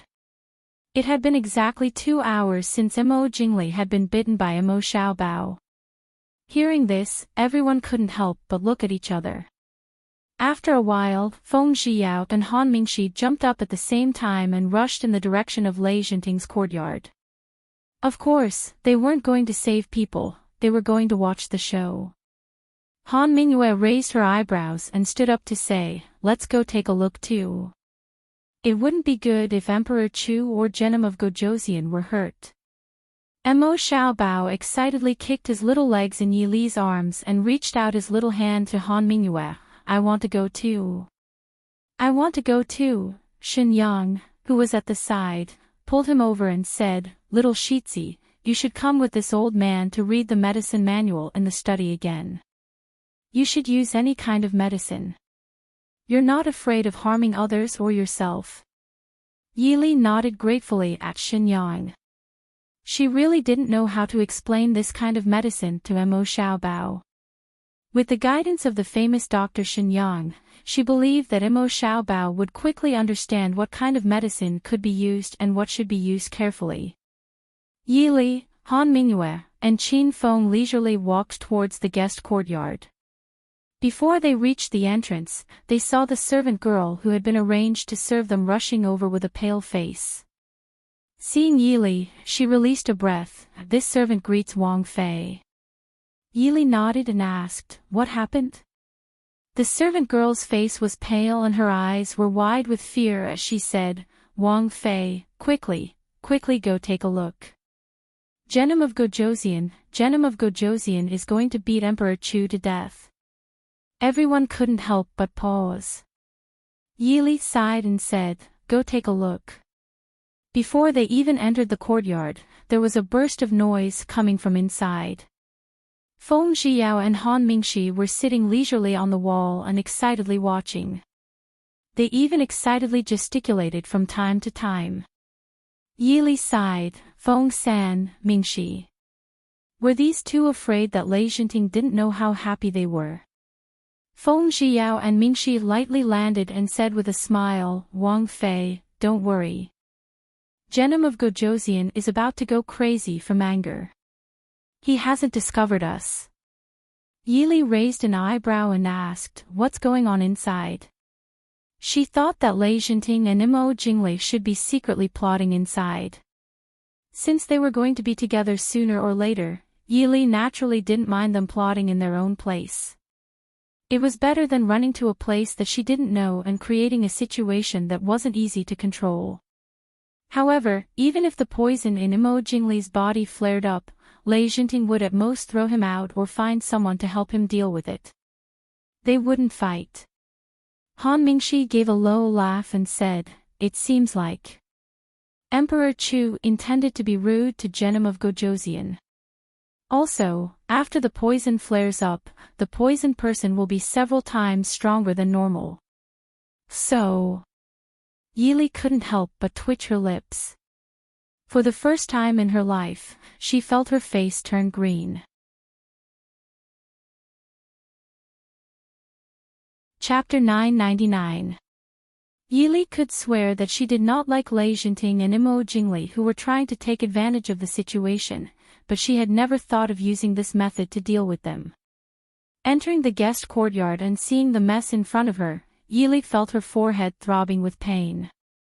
Seeing that Mo Jinglei was indeed on the verge of death from Lei Jinting's beating, Yi Li hurriedly said, Hurry and pull Emperor Chu out. If it was somewhere else, Yi Li wouldn't care if Lei Jinting wanted to beat Mo Jinglei to death, but she couldn't let Mo Jinglei die like this in the Prince Ding mansion. Feng Zhiyao looked up at the sky, Wang Fei, how can we stop Genom of Gojosian?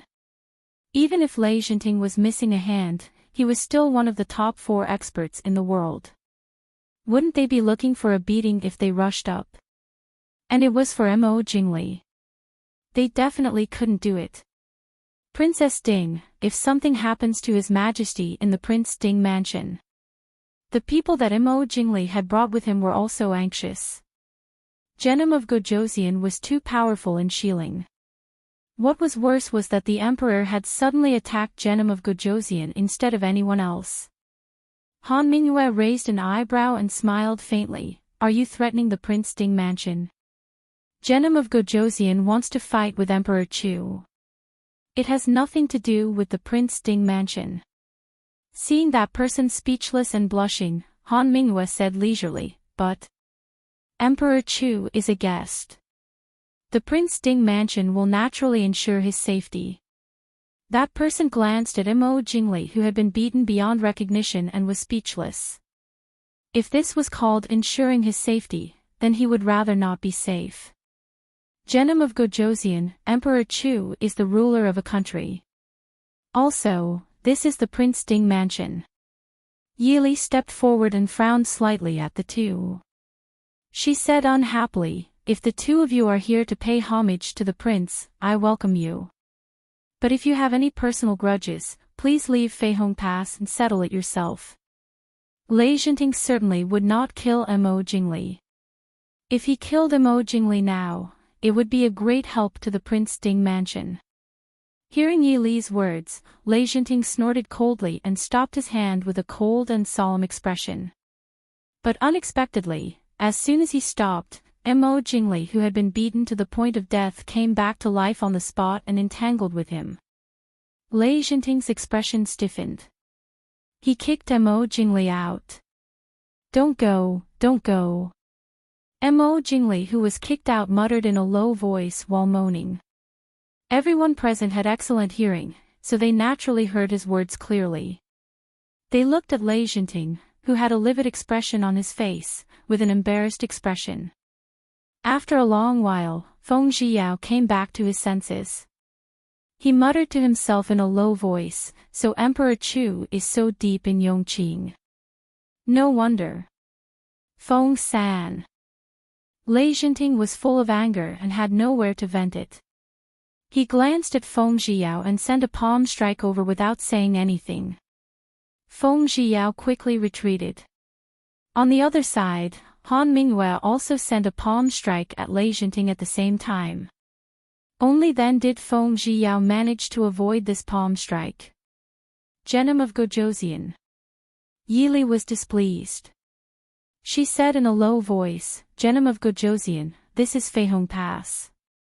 This consort hopes that Genom of Gojoseon will conduct himself with dignity.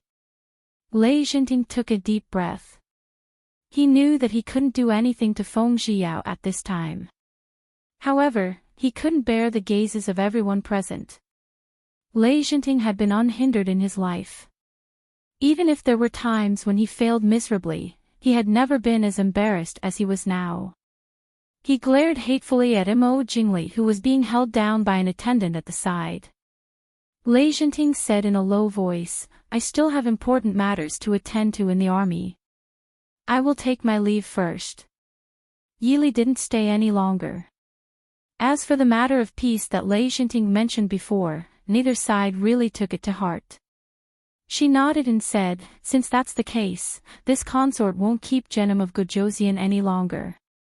Ling Air, send Genom of Gojoseon off for me. Among the few people present, except for Han Mingyue, only Leng Haoyu was the most reliable.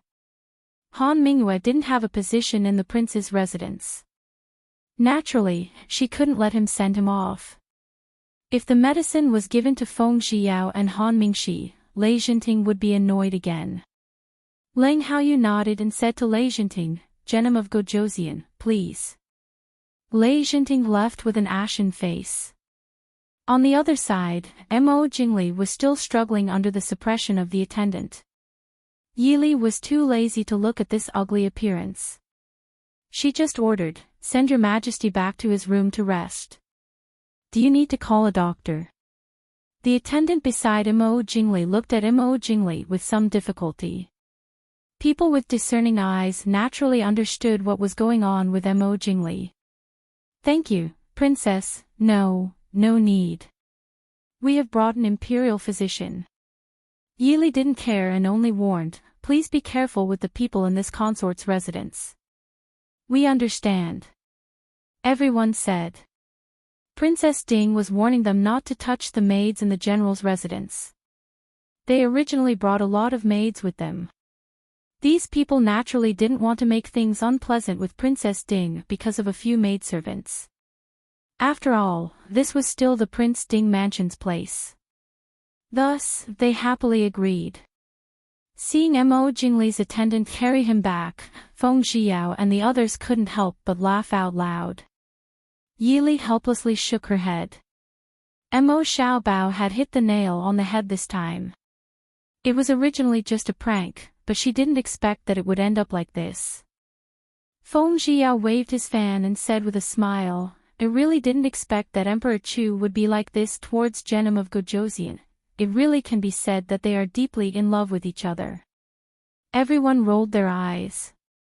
In any case, Feng Zhiao was determined to pin this matter on Lei Zhenting and Mo Jingli. Be careful, Lei Zhenting sent people to kill you.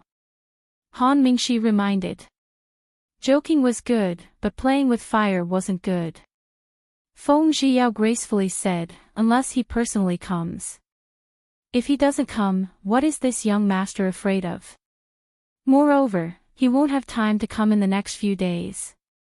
More importantly, if he really wants to kill me because of this matter, doesn't that prove that my guess is true? That's why he wants to kill me to silence me. Thus, on this day, a piece of news quickly spread throughout the entire Feihong Pass like wildfire. It also spread in all directions at an extremely fast speed. At first, it was like this. I heard that Emperor Chu accidentally offended Genom of Gojoseon and was beaten up by Genom of Gojoseon. Then it became like this. I heard that Emperor Chu has a crush on Genom of Gojoseon and couldn't help but offend Genom of Gojoseon and was beaten up by Genom of Gojoseon. Then it was like this. I heard that Emperor Chu's intentions were beaten up by Genom of Gojoseon.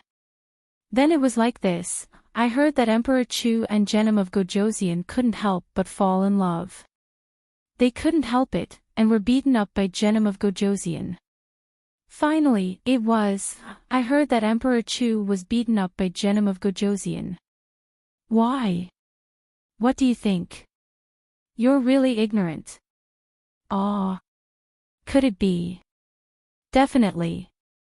Thus, when Mo Jingli woke up the next day, the news had already swept through the entire Feihong Pass. Mo Jingli, who remembered what he did the day before, was also ashamed and angry, but there was nothing he could do.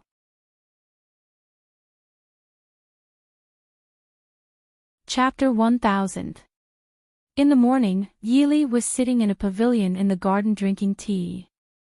She was dressed in snow-white clothes, and her hair was casually pulled up without the slightest bit of makeup on her beautiful face. In the faint morning mist, there was a hint of melancholy and gloominess. Mo Jingli stood outside the pavilion and saw this beautiful picture. He couldn't help but become distracted. His face had been beaten black and blue yesterday. Normally, with Mo Jingli's personality, he would not have come out. But right now, he did not have the time to wait until the wounds on his face healed before coming out to see people.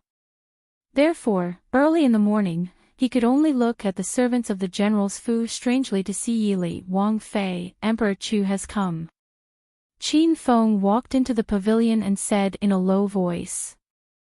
Yili nodded and said, invite Emperor Chu in. Qin Feng turned to invite Mo Jingli in, but Qin Feng himself did not leave. Instead, he stood in the pavilion not 3 steps away from Yili. His gaze was undisguised as he stared at Mo Jingli. His gaze was filled with warning and wariness. Mo Jingli's expression darkened. But because of the wounds on his face, people could not see it. Qin Feng and Yili only saw his face twitch strangely. Yili raised a teacup to her lips to hide the twitch and smile at the corner of her lips. She asked in a low voice, is Emperor Chu's wounds serious? Not serious. Mo Jingli gritted his teeth and said. He himself did not feel anything at the time yesterday's events, but he remembered it clearly when he thought about it. Thinking about how he had thrown himself at an old man, Mo Jingli immediately felt his stomach twist. He felt like he was going to throw up the breakfast he had eaten this morning. In fact, when he woke up in the middle of the night, he had already vomited once. Mo Jingli knew that he had definitely been plotted against, but neither he nor the accompanying imperial physicians could understand how he had been plotted against. Other than being bidden by Mo Xiaobao, on this day, Mo Jingli did not come within 2 steps of anyone who was not by his side. Even the tea and desserts they drank were strictly inspected. Thus, no matter what, Mo Jingli could not figure out how he had fallen for it. Yili nodded and said, "It's good that you're fine." Genom of Gojosian was too impulsive. Yesterday afternoon, Genom of Gojosian left Feihong Pass. So if you want to settle accounts with someone, go find Lei Jinting yourself. Mo Jingli was certain that he did not want to see Lei Jinting again for the next year. Not only because he was used to vomiting, but also because of the harm that Lei Jinting had caused him. Shin came to find you. Mo Jingli stared at Yili and said. Yili nodded. Emperor Chu, if you have something to say, please say it. Mo Jingli glanced at Qin Feng at the side and said with a frown, you can leave first. Qin Feng ignored him and just glanced at him. Mo Jingli strangely understood the meaning of Qin Feng's gaze. You even threw yourself at a man, who knows what you will do to our Wang Fei. Seeing this, the blue veins on Mo Jingli's forehead jumped, but he saw that Yili did not mean to dismiss Qin Feng at all. He had to suppress the anger in his heart and said, Shen has something to discuss with you. Yili smiled and said, Emperor Chu, please say it. You and the Prince Ding mansion submit to the Dechu state. I promise that Mo Yuchen will still be the hereditary Prince Ding. Mo Jingli said matter-of-factly, and his superior tone even had a hint of charity. It was just that his originally domineering appearance was a little funny because of his appearance at this time.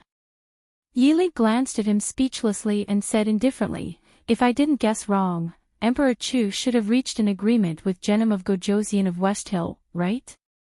Mo Jingli sneered indifferently and said, Lei Jinting can fool me, but do I have to abide by the agreement? Yili, as long as you and the Prince Ding mansion submit to the Dechu state, I promise that I will treat you well. How does Emperor Chu plan to not treat this consort unfairly? Yili raised her brows and asked. It couldn't be that Mo Jingli's brain was completely blank, right? Did he really think that if she said she would submit to the Dechu state, the entire Prince Ding mansion and the Mahist army would obediently submit to the Dechu state? Thinking that Yili was moved, Mo Jingli smiled with satisfaction and said confidently, I can make you empress. Yili, you should know that making a married woman empress is something that has never happened before. It is enough to prove my sincerity. Yili lowered her eyes and remained silent. Mo Jingli was not in a rush. This kind of thing naturally needed to be considered. He had absolute confidence that Yili would agree to his request. Mo Xiuyao was already dead. No matter how strong Yili was, she was still a woman. Without a man supporting her, she was nothing. After a while, Yili softly said, this consort needs time to think. Mo Jingli nodded and said, all right, I will wait for your reply. Yili nodded and left with Qin Feng. In the garden, Qin Feng followed beside Yili. He asked in confusion, Princess, are you really considering this kind of thing? Yili nodded and said, of course I need to think about it. I'm thinking about how to deal with Mo Jingli. What plans does Princess have? Qin Feng asked curiously. Yili thought for a moment and said softly, throw him out. Watching Yili walk away, Qin Feng blinked and snapped his fingers. For Qi Lin appeared in front of Qin Feng. Qin Feng raised his eyebrows and asked, do you understand what Princess said? What does Princess mean? Qin Feng smiled and said, it's the literal meaning. Throw him out. A quarter of an hour later, a man dressed in imperial court robes but with a bloody nose and swollen face was thrown down from the tower of Feihong Pass. Feng Zhiyao, who was playing chess on the tower, shook his head regretfully and said, Qi Lin is getting worse and worse. He doesn't even know how to throw a person. If it was him, he would have hit his pressure points and thrown him down. He would have guaranteed that Mo Jingli's face would never have such a difficult expression again. Han Mingyue said with a smile, there's someone down there. There was also a large group of guards that Imo Jingli had brought with him outside the city. How could they let Imo Jingli fall to his death? Qi Lin clearly knew how to throw. Even though 3 palace guards had jumped up to catch Imo Jingli still paid the price of a broken right hand. If it had been a little more serious, the right side of his body would have been permanently paralyzed. Yi Li. Jin will not let you go. Outside the city, Imo Jingli roared angrily. So, a chess piece shot down from the tower and headed straight for Imo Jingli's open mouth. The guards that had been waiting cautiously were startled by the emperor's sudden roar and didn't have time to block this hidden weapon attack. Han Mingyue elegantly wiped her hands with a handkerchief. After Imo Jingli became the emperor, he became even more rude. Mingyu Gongzi has good skills. Feng Zhiyao praised with a face full of smiles. The two looked at each other and smiled. They watched as Imo Jingli cursed and left.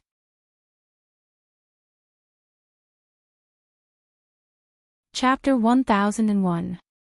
On a mountain road leading from Dechu State to Xiling, Ling Taihan and the other two were leisurely riding their own horses. Although the Yanwang Chamber of Commerce had suffered heavy losses this time, Ling Taihan already had thoughts of retiring, so it wasn't an important matter. If he was still around, it would be a huge problem as to who would be in charge of the Yanwang Chamber of Commerce in the future. After all, an assassin organization was different from other organizations. If they didn't use the right people, it could cause a lot of trouble. Just as Ling Taihan was talking and laughing with his 2 younger siblings, he suddenly frowned. Without waiting for Lang Luyue and Sickly Scholar to speak, Ling Taihan said in a deep voice, "Back off." Although Lang Luyue and Sickly Scholar didn't understand what their brother meant, they still obediently rode their horses to the other side when they saw his serious expression. "Prince Ding, since you're here, why don't you come out and meet us?" Ling Taihan said in a clear voice. Standing not far away, Lang Luyue and Sickly Scholar were shocked. On their way here, the news of Prince Ding's death had already spread all over the world. But Big Brother, just as the two of them were worrying, a white-robed figure appeared on a small col on the mountain path. His clothes were as white as snow, and his hair was as white as frost. Mo Xiaoyao held the incineration sword in his hand and stared indifferently at Ling Taihan on horseback. He didn't seem to be surprised that Ling Taihan knew that he wasn't dead. Ling Taihan sighed helplessly and said, "Prince Ding, please." Mo Xiaoyao didn't bother with pleasantries. A cold light streaked across the sky, and the incineration sword was instantly unsheathed. With an overwhelming murderous aura, it pressed down on Ling Taihan. Ling Taihan patted his horse and leaped into the air. At the same time, he unsheathed his sword and sent out a powerful sword chi towards Mo Xiaoyao. The impact caused by the collision of the 2 sword energies caused the 2 of them to involuntarily take a dozen steps back before they could stabilize their footing. However, wherever the sword energies passed, the trees were uniformly cut down. With a crisp sound, the iron sword in Ling Taihan's hand broke. Ling Taihan's sword was also a 1 in 1,000 good swords, but compared to the legendary sword in Mo Xiaoyao's hand, it was still far inferior. Therefore, it was not surprising that it was broken into several pieces after the collision.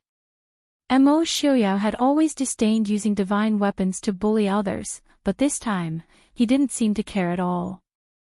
Not to mention Ling Taihan's sword, even if Ling Taihan was bare-handed, he would still be able to sweep the incineration sword at him. This also made Ling Taihan understand that Mo Xiaoyao was extremely angry because he had attacked Yili, Big Brother. Lang Luyue couldn't help but exclaim. She raised her hand and wanted to throw her weapon over. Lang Luyue specialized in hidden weapons, but she wasn't proficient in swords and sabers. However, because of this, Ling Taihan had prepared good weapons for his 2 sisters-in-law. The sword in Lang Luyue's hand was far better than Ling Taihan's own sword. However, no matter how strong a sword was, it was useless against the incineration sword, so Ling Taihan waved his hand and rejected Lang Liuyue's sword. Mo Xiuyao pointed his sword at Ling Taihan and said calmly, I have always treated Pavilion Master Ling as a rare opponent, but I have never treated Pavilion Master Ling as someone I wanted to kill. If I make an exception today, I will definitely regret it. Ling Taihan smiled bitterly and said helplessly, I also never thought that I would meet Prince Ding in a life and death battle. However, there are many things in this world that must be done. Mo Xiuyao snorted and didn't say anything else. The incineration sword in his hand emitted a cold light and shot towards Ling Taihan. He didn't want to know what kind of difficulties he had to face. To Mo Xiuyao, anyone who attacked Yili deserved to die. There was no reason, no right or wrong. On the mountain path, the two figures quickly engaged in a fierce battle. Even with Lang Liuyue's and sickly scholar's martial arts, they could only see two shadows swaying in the air, and a suffocating murderous aura that filled the air. The sword energy that shot out from time to time turned everything it touched into dust. Lang Liuyue nervously grabbed sickly scholar's wrist and stared anxiously at the place where they couldn't see clearly. Sickly scholar wasn't having a good time either. Originally, he had recovered from his illness, but just now, the suffocating murderous aura made him want to cough again. Big brother. Just as the two were panicking, Ling Taihan's voice suddenly fell from the sky. Sickly scholar quickly jumped up and caught Ling Taihan's falling body. Lang Liuyue gritted her teeth and pulled out her sword and rushed towards Mo Xiuyao. Second sister, stop. Ling Taihan cried out, Prince Ding, have mercy. Peng, Lang Liuyue's sword only had half of it left. Mo Xiuyao raised his hand and the broken sword tip shot towards Lang Liuyue. Lang Liuyue continuously retreated and finally couldn't help but fall to the ground. The sword tip flew past her face and nailed into the tree behind her. Lang Liuyue sat on the ground and was sweating profusely. Just now, she clearly felt the coldness of the sword tip when it flew past her face. Mo Xiuyao looked down at everyone from above. His eyes were cold and emotionless, like a god in the sky. You overestimate yourself. Lang Liuyue stubbornly stared at Mo Xiuyao and sternly said, My big brother didn't kill Princess Ding. Prince Ding's actions are too much. Mo Xiuyao sneered, Yes, I didn't kill her. If Princess Li was hurt in the slightest, I will chop up your Yanwang chamber and feed them to the dogs. Perhaps because she was angered by Mo Jingli's attitude, Lang Liuyue forgot her fear and sneered, My big brother really wanted to kill Yili. Do you think Yili is still alive? The Yanwang chamber was an assassin and Ling Taihan was the only assassin in the world. If he really wanted to kill Yili, how could he let her escape? Even if it was because he didn't want to offend the Prince Ding mansion, Ling Taihan did show mercy. Liuyue. Ling Taihan frowned and said in a low voice. Lang Liuyue could only reluctantly shut her mouth. Ling Taihan slowly stood up. He had stopped for a moment just now and had adjusted his breathing. Although his injuries were serious, it wasn't to the extent that he didn't have the strength to fight back. Ling Taihan looked at Mo Xiuyao and said, Prince Ding, I still have some matters to attend to. I'm sure Prince Ding also has urgent matters to attend to. Once I finish my matters, I'll naturally give Prince Ding an explanation. When the time comes, you and I will fight to the death. How about it? Besides, Master Prince Ding isn't completely unharmed, right? If I go all out, do you think Prince Ding will be able to escape unscathed? Mo Xiuyao was silent for a moment, then said, Very good. In 3 months, I will come to find Pavilion Master Ling again. Ling Taihan nodded, I'll be waiting for you at any time. Goodbye. Mo Xiuyao didn't say anything else. Ling Taihan brought Lang Liuyue and Ling Taihan back onto their horses and left. Prince. A black-clothed guard appeared in front of Mo Xiaoyao and called out in a low voice. No matter. Mo Xiaoyao said indifferently.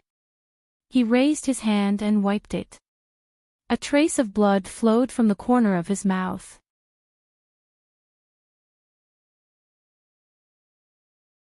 Chapter 1002. Prince.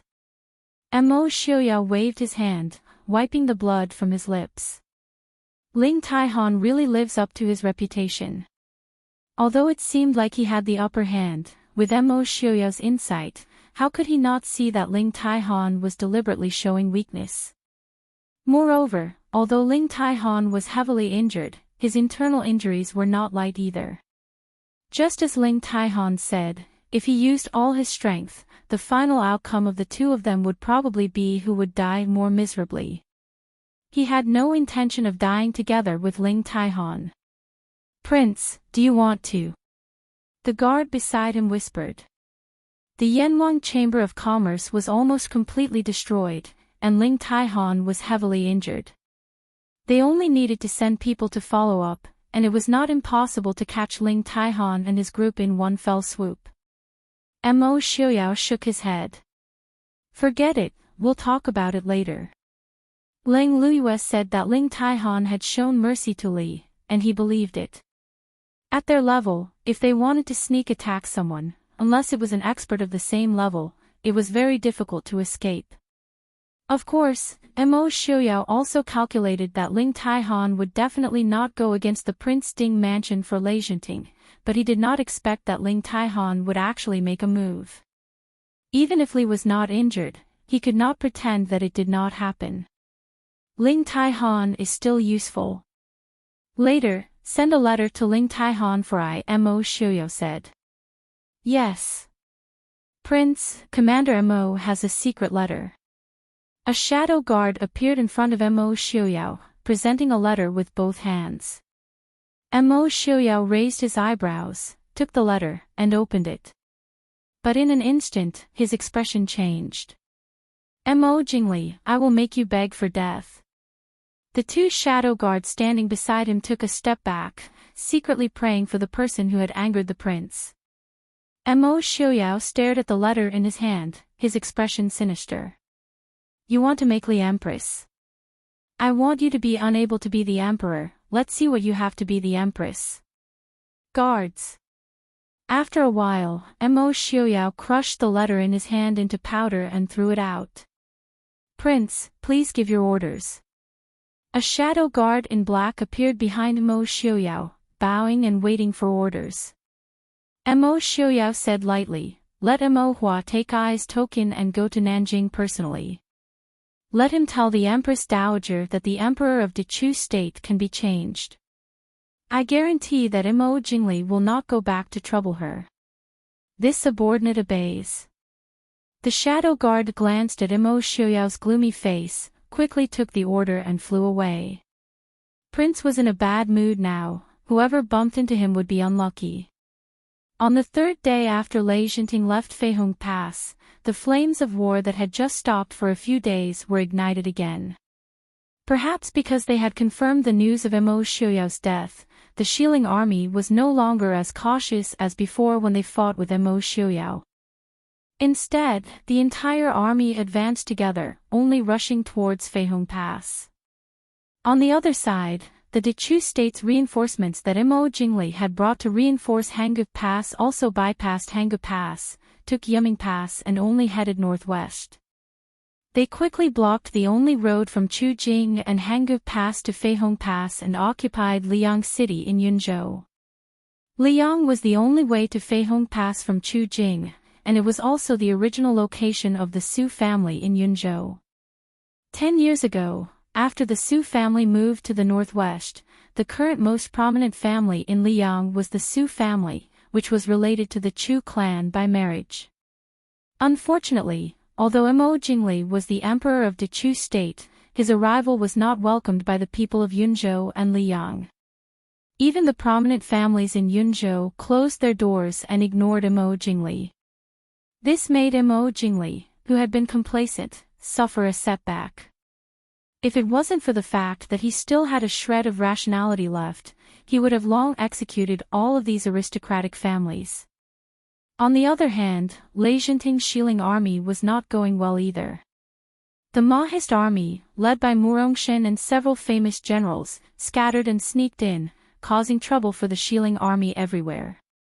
Although Murongchen and Marquis Nan were not as good as Enchanting in terms of military strategy and military strength, it was not difficult for them to make trouble and hold back the advance of the shieling army. Especially when they were leaving Feihong Pass, they had just received the 16-word proverb personally taught by Princess Ding: when the enemy advances, I retreat. When the enemy retreats, I chase. When the enemy stays, I disturb. When the enemy is tired, I fight. These were all veterans who had fought on the battlefield for many years, so naturally, they quickly mastered it. Enchanting was so depressed that he felt as if he had swallowed a fly and felt nauseous. He could not spit it out and felt uncomfortable swallowing it. In the shieling army, Enchanting stared coldly at the map in front of him. The news of Mo Xiuyao's death and the good news that they were about to defeat the Mahist army could not make him feel happy and joyful at all. He glanced at Enchanting, who was wearing a battle robe and looking tired, and asked in a low voice, "How many more days until we reach Feihong Pass?" Enchanting said, "Originally, our army would be able to reach Feihong Pass in 3 days. But now, I'm afraid it will take at least half a month. Father, now that Mo Xiuyao is dead, we don't need to rush. Should we clean up the weeds first?" As long as Mo Xiuyao was dead, the Mahist army would be leaderless. As long as there was time, the West Hill would eventually defeat the Mahist army. So Enchanting really did not understand why his father was in a hurry. But there was still the threat of Murongchen and Marquis Nan behind him. Enchanting shook his head and said, "We don't have time." "Father." Enchanting raised his eyebrows in confusion. Enchanting smiled bitterly and said, "Mo Xiuyao's death is a good thing for the West Hill. But, for the Jinan Palace, it may not be a good thing at this time. My son is dull." Enchanting lowered his head and said in confusion. Enchanting sighed and said, "Tingfeng, the Jinan Palace is not the direct descendant of the Emperor of Shilin. There is still another emperor in An City. The Emperor of Shilin did not have much ability, but he was not an idiot. All these years, he was just pretending to be crazy and stupid." Enchanting frowned and said, "The Emperor. What can he do? The West Hill is under my father's control." Enchanting shook his head and said, "How powerful was the Prince Ding mansion back then? But it was almost destroyed by Mo Jingli, who even you looked down on. Isn't that enough to teach you a lesson?" "Father, what do you mean?" Enchanting said in surprise. Enchanting smiled bitterly. Originally, with Mo Xiuyao as a strong enemy, the Emperor of Shilin naturally had some scruples. Who said that the Emperor of Shilin was completely mediocre?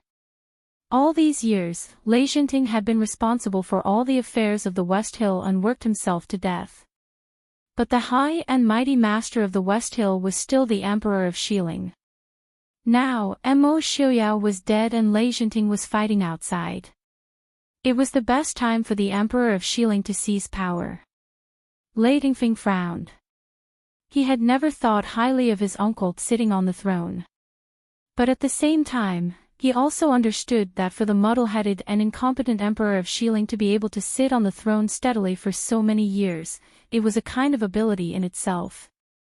After all, the Jinan Palace was not the Prince Ding mansion of the past, which was truly dedicated to assisting the royal family. But if they were not careful, the Prince Ding mansion of the past would become a lesson for the Jinan Palace.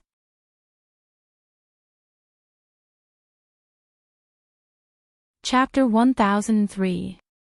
Father, please punish your son for his thoughtlessness. Enchanting lowered his head and begged for forgiveness. Enchanting waved his hand and smiled, "Forget it. I know that you have been troubled by Murongshen and the others these past few days, but you are right. We can't go on like this. I will leave you 200,000 soldiers. Will you be able to cover our retreat? Lei Tingfeng's spirit was shaken. He replied in a clear voice, Father, I will not disappoint you. Lei Jinting nodded, Father believes you, but you must be careful. As long as you can stop them, there is no need to rush to kill them. The Mahist army suddenly changed their tactics this time. There must be an expert behind the scenes. Lei Tingfeng frowned, expert. Other than Mo Xiaoyao, there is an expert in the Mahist army that even Father is helpless against. Lei Jinting pondered for a moment. He sighed with a complicated expression, if I am not wrong, it should be Yi Li.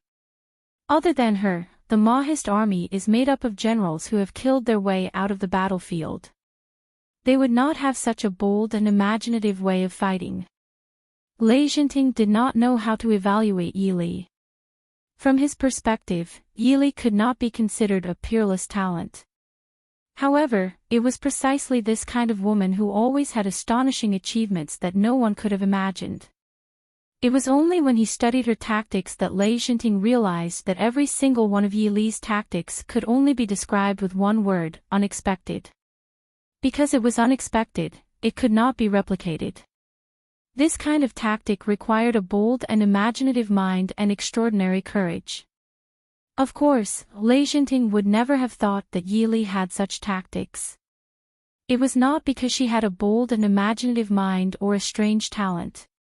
It was because she had more than 1,000 years of experience and military training than them. A true genius would definitely be able to create a domain that belonged to him or her. Yi Li, on the other hand, was still far from reaching that level. Lei Tingfeng nodded solemnly and said, Rest assured, Father. Tingfeng will not act blindly without thinking. Lei Tingfeng, who was in his 30s, had long passed his youthful and frivolous days. He knew what was important and what was not. Therefore, he would never ruin his father's entire plan for the sake of a momentary victory. Lei Jinting nodded and said, Imperial Father is naturally at ease with you. Forget it, go and prepare. Tonight, I will lead the troops and set out. Yes, Royal Father, take care. Tingfeng will take his leave. Feihong Pass.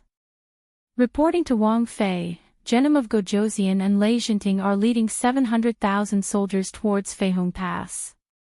In the general's Fu, Yi Li and Han Mingyue who were playing chess stopped their game. Yi Li smiled faintly and said, They are finally here. Han Mingyue slowly put the chess pieces back into the box at the side and said with a smile, Wang Fei doesn't seem to be nervous at all. Yi Li smiled slightly and said, Nervousness will only cause people to make wrong judgments. Other than that, there is no benefit. Also, this is something that we already knew, isn't it? Han Mingyue raised an eyebrow and smiled without speaking. He had always been curious about where Yi Li's bottom line was. But it seemed that no matter what happened, she could not truly break down and feel fear. Wang Fei's mind is so firm that even a man would be ashamed of his inferiority. Yi Li shook her head and said with a smile, Actually, a woman's endurance and ability to endure is much higher than a man's, but it was just that the women of this era were bound by etiquette and were raised in their boudoirs. It was to the point that they could only scream uncontrollably or even faint when encountering a small matter. Han Mingyue said with a smile, Seeing Wang Fei, this one believes these words. Yi Li grimaced helplessly. She had been forced to do this, all right. At this time, if even she panicked, the entire Feihong Pass would immediately fall into chaos. Looking at Yi Li's calm and beautiful face, Han Mingyue asked, In at most 2 days, Lei Jinting's army will reach the gates. What does Wang Fei plan? Yi Li raised an eyebrow and said with a faint smile, How about giving him a big gift first before talking about the plan? This one will wait and see, Han Mingyue said with a smile. 2 days later, less than 10 li away from Fei Hong Pass, the Shilling army's morale was high and they were unstoppable. Seeing the distant Fei Hong Pass, Enchanting, who was walking at the front, finally showed a hint of a smile. As long as they took Fei Hong Pass, there would be no more passes to defend in the northwest. Without Mo Xiaoyao, the Maoist army that had been sent out would be leaderless. At that time, Yili, would you regret it? Prince, this place is less than 10 li away from Fei Hong Pass. Should we set up camp here? A general who had been scouting ahead came back on his horse and bowed his hand to report. Enchanting raised an eyebrow and looked at the front. The terrain was open and flat. There was only a lone mountain in the southwest. Even though it was not easy to defend, but at the same time, in this flat land, it would be difficult for the enemy to launch a surprise attack. Even though Enchanting did not think that Yili would be able to divert troops to launch a surprise attack, they had to be on guard. Nodding, Enchanting said, "Let's set up camp here. Prepare for the attack tomorrow morning." This subordinate obeys. The deputy general left and ordered the entire army to set up camp. On the lone mountain not far away, Yili led Feng Zhiyao and the others to a hidden spot on the cliff and looked at the Shilling army that was setting up camp at the foot of the mountain. Looking at the densely packed soldiers and horses, Han Mingxi could not help but sigh.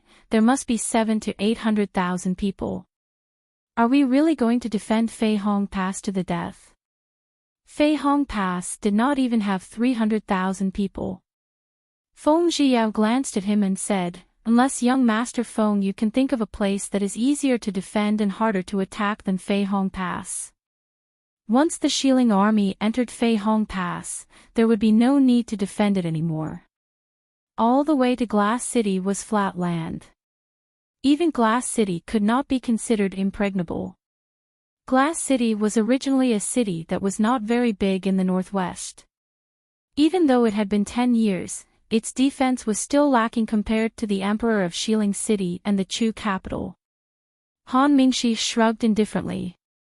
In any case, he didn't do anything on the battlefield. He was just complaining casually. "Wang Fei, what are we looking at here?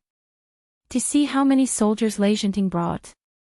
Feng Zhiyao was also curious. Wang Fei said that she wanted to prepare a big gift for Enchanting's army. But he really did not know what Wang Fei had prepared that they had to come here to see it. Yili glanced at the Shilling army that was setting up camp and sighed helplessly. "This is not a good place, but there is no choice." "Qin Feng, are you ready?" Qin Feng, who was standing behind Yili, nodded and said, "Wang Fei, please do not worry. I have already prepared it." "Very good. Do it. Very soon, Enchanting will send people up the mountain." Yili nodded and said, "Yes." Qin Feng waved his hand and hundreds of black cloud cavalry appeared on the cliff. They held bows and arrows in their hands and aimed at the army camp at the foot of the mountain. Feng Zhiyao couldn't help but roll his eyes. "Princess Consort, you're not planning to use these 100 or so people to greet Enchanting, are you? Not to mention whether or not they could hit the target from such a long distance. Even if they did, how much power would they have? Even if these 100 people were to fight 800,000 people, these black cloud cavalry would not be able to kill many people even if they foamed at the mouth."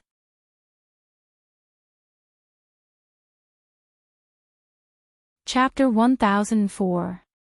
Yili smiled and said, "You just have to watch carefully. Shoot." Whoosh, the black arrows shot toward the West Hill military camp after they left the bowstring. The Shilling army was also made up of elites.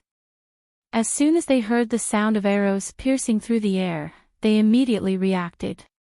Enemy attack. In a moment, the entire army was on alert.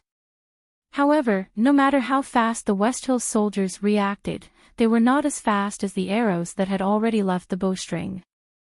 Soon, they realized that the black arrows were not aimed at them, but at the open ground or the haystack tents. While everyone was still confused, Enchanting, who had been fighting for a long time, instinctively felt a trace of danger. He shouted, "Retreat!" Boom!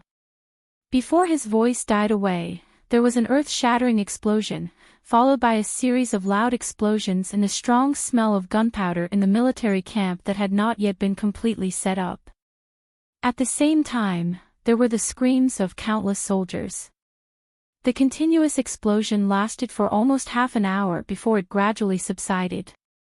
Because of the thick smoke caused by the explosion, Enchanting stood up with a dusty face. What he saw was countless broken limbs in front of him. It was a mess. Many soldiers were killed by the explosion. The unlucky ones were even blown apart. But more people were seriously injured by the explosion. They were missing limbs and lying on the ground in pain. The soldiers who were lucky enough not to be injured were also frightened. Some timid ones even fell to the ground and cried for their parents. It was not that the West Hill soldiers were too calm, but that no one had ever seen such a terrifying power. If someone had carefully paid attention to the details of the battle when the Mahist army took over the Chu capital, they might have been prepared. But in that battle, the Mahist army used very little explosives and did not cause too many casualties. And after that, the news was tightly sealed. Even the Mahist army's own soldiers did not know much, let alone the West Hill people. Everyone on the cliff stared at the scene in front of them, stunned. After a long while, Feng Zhiyao squeezed out a sentence from his throat. So powerful. Feng Zhiyao had actually seen these things in the Chu capital, but Feng Zhiyao did not admire them very much. Because that thing was very troublesome to transport, and its size was not small. More importantly, its lethality wasn't that special. But this time, the feeling it gave him was enough to shock him. Yili looked at the miserable situation at the foot of the mountain and lowered her eyes in silence. Yili. At the foot of the mountain, Enchanting couldn't help but roar when he saw the tragic scene in front of him.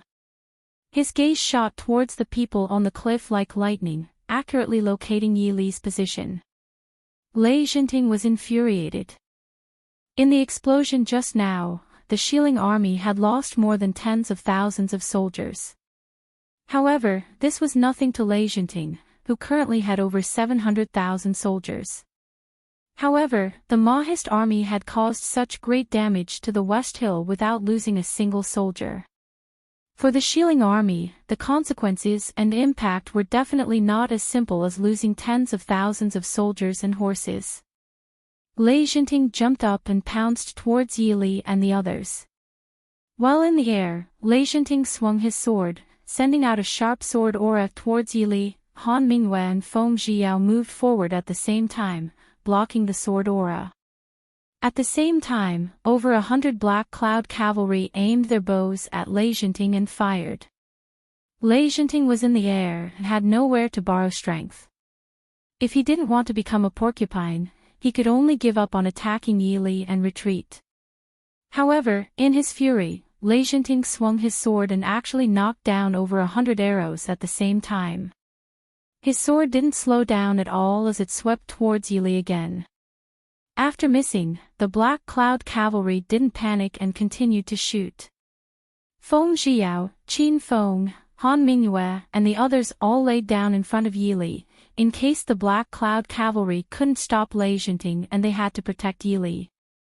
The only one who couldn't interfere was Han Mingxi.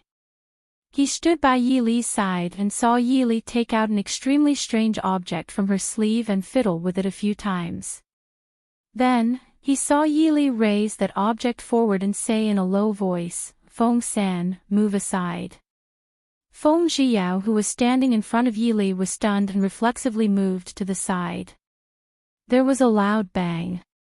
Feng Zhiyao only felt a gust of wind shoot past him. Even though Enchanting, who was originally incomparably ferocious in the air, stopped and then slowly fell down. Feng Zhiyao clearly saw a streak of blood blossom on Enchanting's shoulder, but he didn't see the arrow that shot him. Of course, Feng Zhiyao also dared to guarantee that not a single arrow hit Enchanting. Everyone turned around to look at the white-clothed girl behind them in shock. They saw that Yili was still holding that object. That object looked extremely strange and there was a small black hole. However, even people like Feng Zhiyao and Han Mingxi who were experienced and knowledgeable couldn't tell what kind of hidden weapon it was. They only felt that even though this object didn't look good, when Yili held it in her hand, it seemed to have a different kind of elegant killing intent.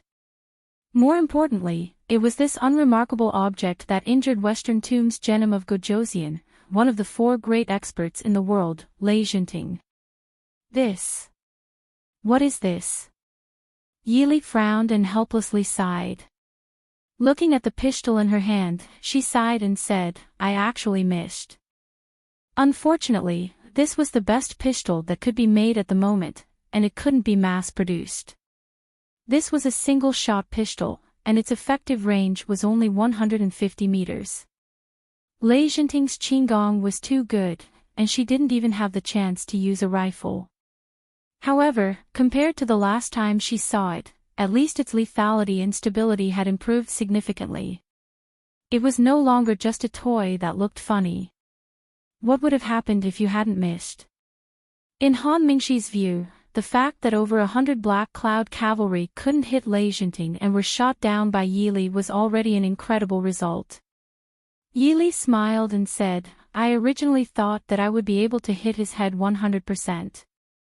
You want to shoot Enchanting's head through? Everyone was shocked. Yili shook her head and said, this gun's penetrative power isn't strong. It can't pierce through from such a distance. It was also terrifying that it couldn't pierce through. Imagine an expert like Enchanting with a hole in the middle of his head. Everyone's gaze towards Yili could already be described as horrified. No, it should be said that they were looking at the object in Yili's hand. This was definitely the best hidden weapon in the world.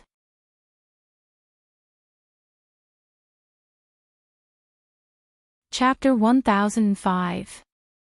Ignoring the curious gazes of the people, Yili calmly put the pistol in her hand back into her sleeve.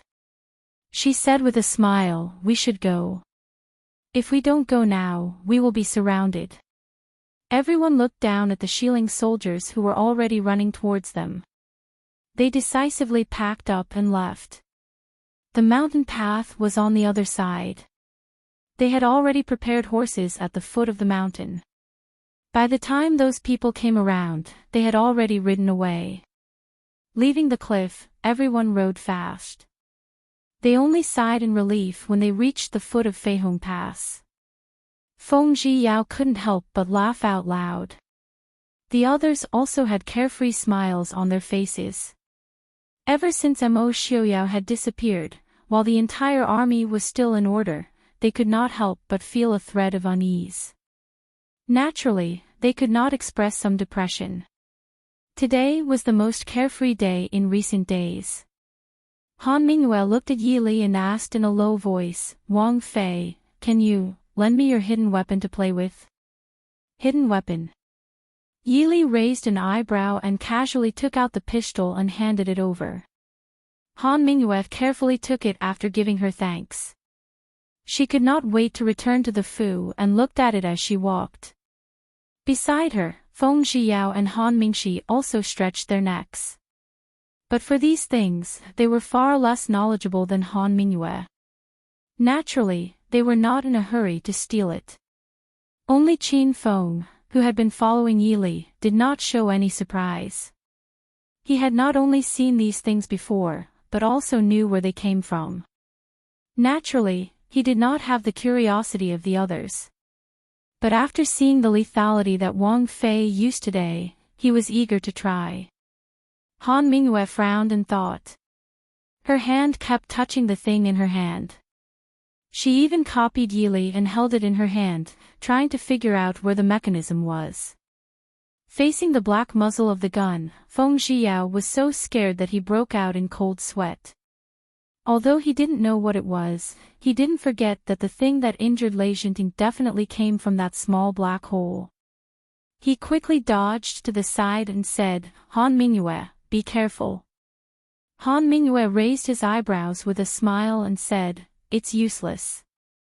He already knew where the mechanism was, but when he pulled it, nothing shot out. Han Mingyue also knew that this was not the time to talk about this, so she did not ask Yili. She just played with it in her hands. As soon as they entered the residence, Han Mingyue immediately stuffed the pistol back into Yili's hands. Everyone else also looked at her eagerly. Yili smiled faintly. She stuffed a black magazine into the pistol, opened the safety, and fired a shot into the sky. With a bang, a sparrow fell from the sky. Everyone looked and saw 2 bloody holes on the small sparrow's body. It was clear that the hidden weapon had passed through the sparrow's body and directly penetrated it. Good stuff. Han Mingyue praised. Although with their level of martial arts, even a stone wouldn't be a problem for them to fight sparrows. Han Mingyue could also see that the hidden weapon's speed was much faster than normal hidden weapons. It was even faster than the arrows of the Black Cloud Cavalry's best archers. More importantly, this kind of hidden weapon didn't require the user's skills or body condition. As long as it was accurate, it was fine. Yili shook her head and said, it's too loud. They couldn't find any advanced weapons and things like silencers couldn't be found in a short period of time. So if they wanted to attack at night, this thing wasn't as useful as a bow. However, Yili's eyes flashed with a trace of nostalgia. When she had just recovered her memories, she had never imagined that she would encounter this thing again. Even in her previous life, this could be sent to a museum as an antique. Princess, can this one try? Han Mingyue asked. Young Master Mingyu was very knowledgeable and naturally had a great interest in the unknown. Yili casually handed it over. Han Mingyue looked around and then pulled the trigger at a lantern hanging under the eaves. After a bang, the lantern was still in its original position. Instead, the bullet embedded itself into the wall. Ha ha ha. Feng Zhiyao couldn't help but laugh out loud. Han Mingyue, could it be that you've become rusty these past few years? Han Mingyue was very smart and knew where the problem was with just one try. She didn't say anything and handed the gun to Feng Zhiyao with a smile. Young Master Feng is also a famous archer. Why don't you try? Feng Zhiyao didn't care at all. I'll try. Bang! The white lantern was still swaying in the wind. Feng Zhiyao's face immediately distorted. Yili took the gun and smiled faintly. This indeed doesn't require internal energy and it doesn't require a strong body. However, there is still a little bit of recoil. So, if you want to practice it well, you still need to put in some effort. Did these people really think that just because they were good at throwing concealed weapons, they could shoot with precision the first time they touched a gun? Junwei. Junwei, our friendship is so good, can you give me one? Han Mingxi's eyes lit up as he looked at Yili eagerly. This thing might not be much to other people with strong martial arts. But to Han Mingxi, who had first-rate Qinggong, second-rate internal energy, and third-rate martial arts, it was simply a divine weapon. Yili glanced sideways at him and casually threw the gun in her hand over. Go back and find Qin Feng to teach you how to use it. Be careful, if this thing hits a vital point, it will be much more troublesome than arrows and concealed weapons. This was definitely not Yili trying to scare Han Mingxi. Don't talk about hitting a vital point, as long as it hit the body, it would be fine if the bullet directly went through it. It would just leave a hole. But if it stayed in the body, just how to take the bullet out would cause a lot of people to die. As for infection after injury, because the bullet contained a small amount of gunpowder and the wound was deep inside the body, the chances of infection were 10 times or even 100 times higher than normal swords. Han Mingxi had also seen the power of this thing, so he naturally held it carefully. Seeing Han Mingxi easily obtain the precious concealed weapon, Feng Zhiyao and Han Mingyue were also moved. Wang Fei, Yili only felt her scalp go numb as she helplessly said, "Don't ask me. There are only 3 of these things that have come out. It will take a few days to get more." Of course, there were many substandard products, but Yili did not dare give those things to Feng Zhiyao and the others. If it went off accidentally, it would be troublesome. Yili calculated that in at most 2 or 3 years, this standard pistol could be mass-produced. Maybe it could even be improved. Yili did not know if it was right to bring hot weapons into the era of cold weapons ahead of time. But since they had these things in their hands, and they had the foundation left behind by the previous dynasty's Emperor Gaozu. Of course, Yili couldn't just leave it alone. From cold weapons to bullets and so on, it was always the general trend of human development. It was not bad for them to be one step ahead. Not being able to get what they wanted, Feng Zhiyao and Han Mingyue were a little disappointed, but they also understood that there was nothing they could do about it. They could only make an agreement with Yili to give it to them first after it was made. Yili had no choice but to agree.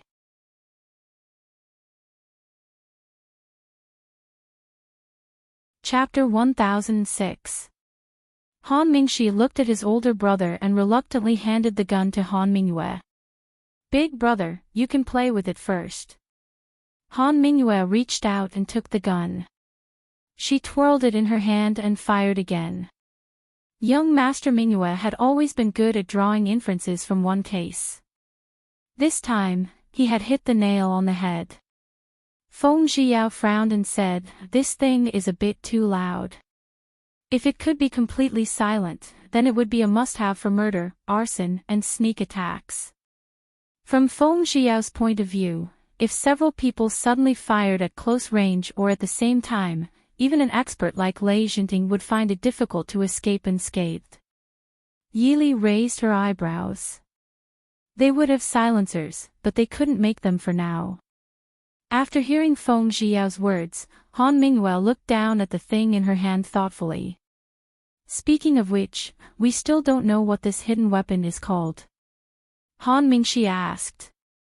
Such an amazing hidden weapon definitely deserved a gorgeous and amazing name. Unfortunately, Yili's answer disappointed him. "This is called a gun, a pistol." "Gun? How is this thing like a gun?" Feng Zhiyao was the first to object. The gun was the king of all weapons, and it was a powerful weapon on the battlefield. Just like Mo Xiuyao, who used a sword most of the time, when he was young, he also used a silver coiling dragon spear to kill his enemies. Yili smiled and said, "In short, it's a gun." She waved her hand to indicate that there was no need to discuss it further.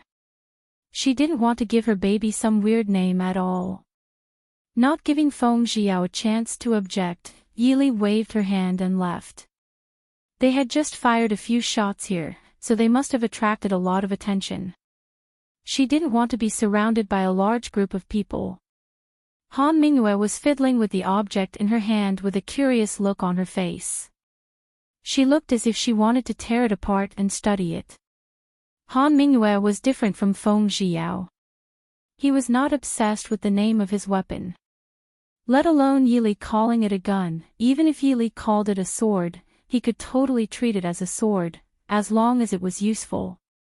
Ignoring Feng Zhiyao's protest, Han Mingyue held her new weapon and left without looking back. Only Han Mingxi and Feng Zhiyao were left looking at each other. After a long while, Feng Zhiyao asked, "Do you think this name is reliable?" Han Mingxi looked at him with a smile and said, "I have never used the gun you speak of, so I feel the name Wang Fei came up with must be very reliable." Feng Zhiyao faintly rolled his eyes. He should not have asked Han Mingxi. Other than his eldest brother, Han Mingxi was most obedient to Wang Fei. Seeing him deeply hurt, Han Mingxi patted his shoulder and comforted, "The name is not important. Wang Fei's hidden weapon is called a gun. Is your gun not a gun?" So from beginning to end, Yili forgot to tell them that it was not a hidden weapon. 20 miles away from Feihong Pass, the Shilling barracks had just suffered a strange attack from Prince Ding's mansion.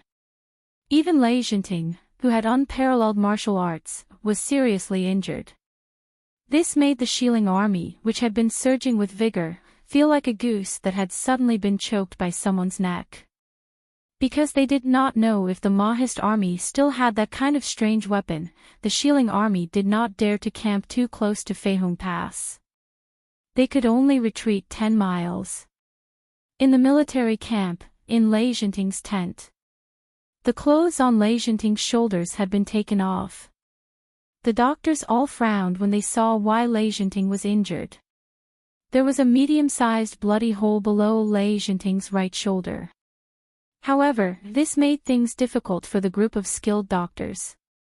If it was a bow or a hidden weapon, it would be fine. The arrow could be pulled out directly. Hidden weapons usually could not penetrate deeply. But Genom of Gojosian's injury was deep in his body. Just a little bit more and his shoulder blade would have been shattered. Even though they could not see what kind of hidden weapon it was, they could feel that it was not big and its edges were not very clear. It was very difficult to take it out without hurting Genom of Gojosian. Another way was to use internal energy to force the hidden weapon out. However, Enchanting was the only person in the military who had such a high level of internal energy. Enchanting's left hand was chopped off by Mo Lufang more than 20 years ago. Even if Enchanting's right shoulder or left hand was injured, he would not be able to lift his hand to force the hidden weapon out of his back. If he wasn't careful, his originally uninjured bones would really be injured. Enchanting's expression was calm. He lowered his head and stared at the bloody hole below his shoulder. He frowned, but there was no pain on his face. What do you all think? One of the doctors thought for a while, then stepped forward and said, "We are incompetent. We have never seen such a hidden weapon before. What will happen if it is forcefully taken out?" Enchanting asked. The doctor said cautiously, "The prince's martial arts are strong. If it is forcefully taken out, as long as it is properly treated, it should not be a big problem. However, I'm afraid that in the next few months, the prince's right hand will." The doctor paused. He knew that Genom of Gojosian understood what he meant. However, Genom of Gojosian only had one arm. Now that he could not move his right hand, wouldn't that make him a cripple? Enchanting's eyes darkened. He thought for a long time before asking, "What if we don't take it out for now?" "Absolutely not." The doctor hurriedly said, "Prince, you absolutely cannot. Although we do not know what this hidden weapon is made of, it is definitely not appropriate to leave it in the body. Not to mention that this unknown object may cause harm to the body. If the wound is too deep, it may cause the wound to fester. In the end, the prince may not be able to move his entire shoulder.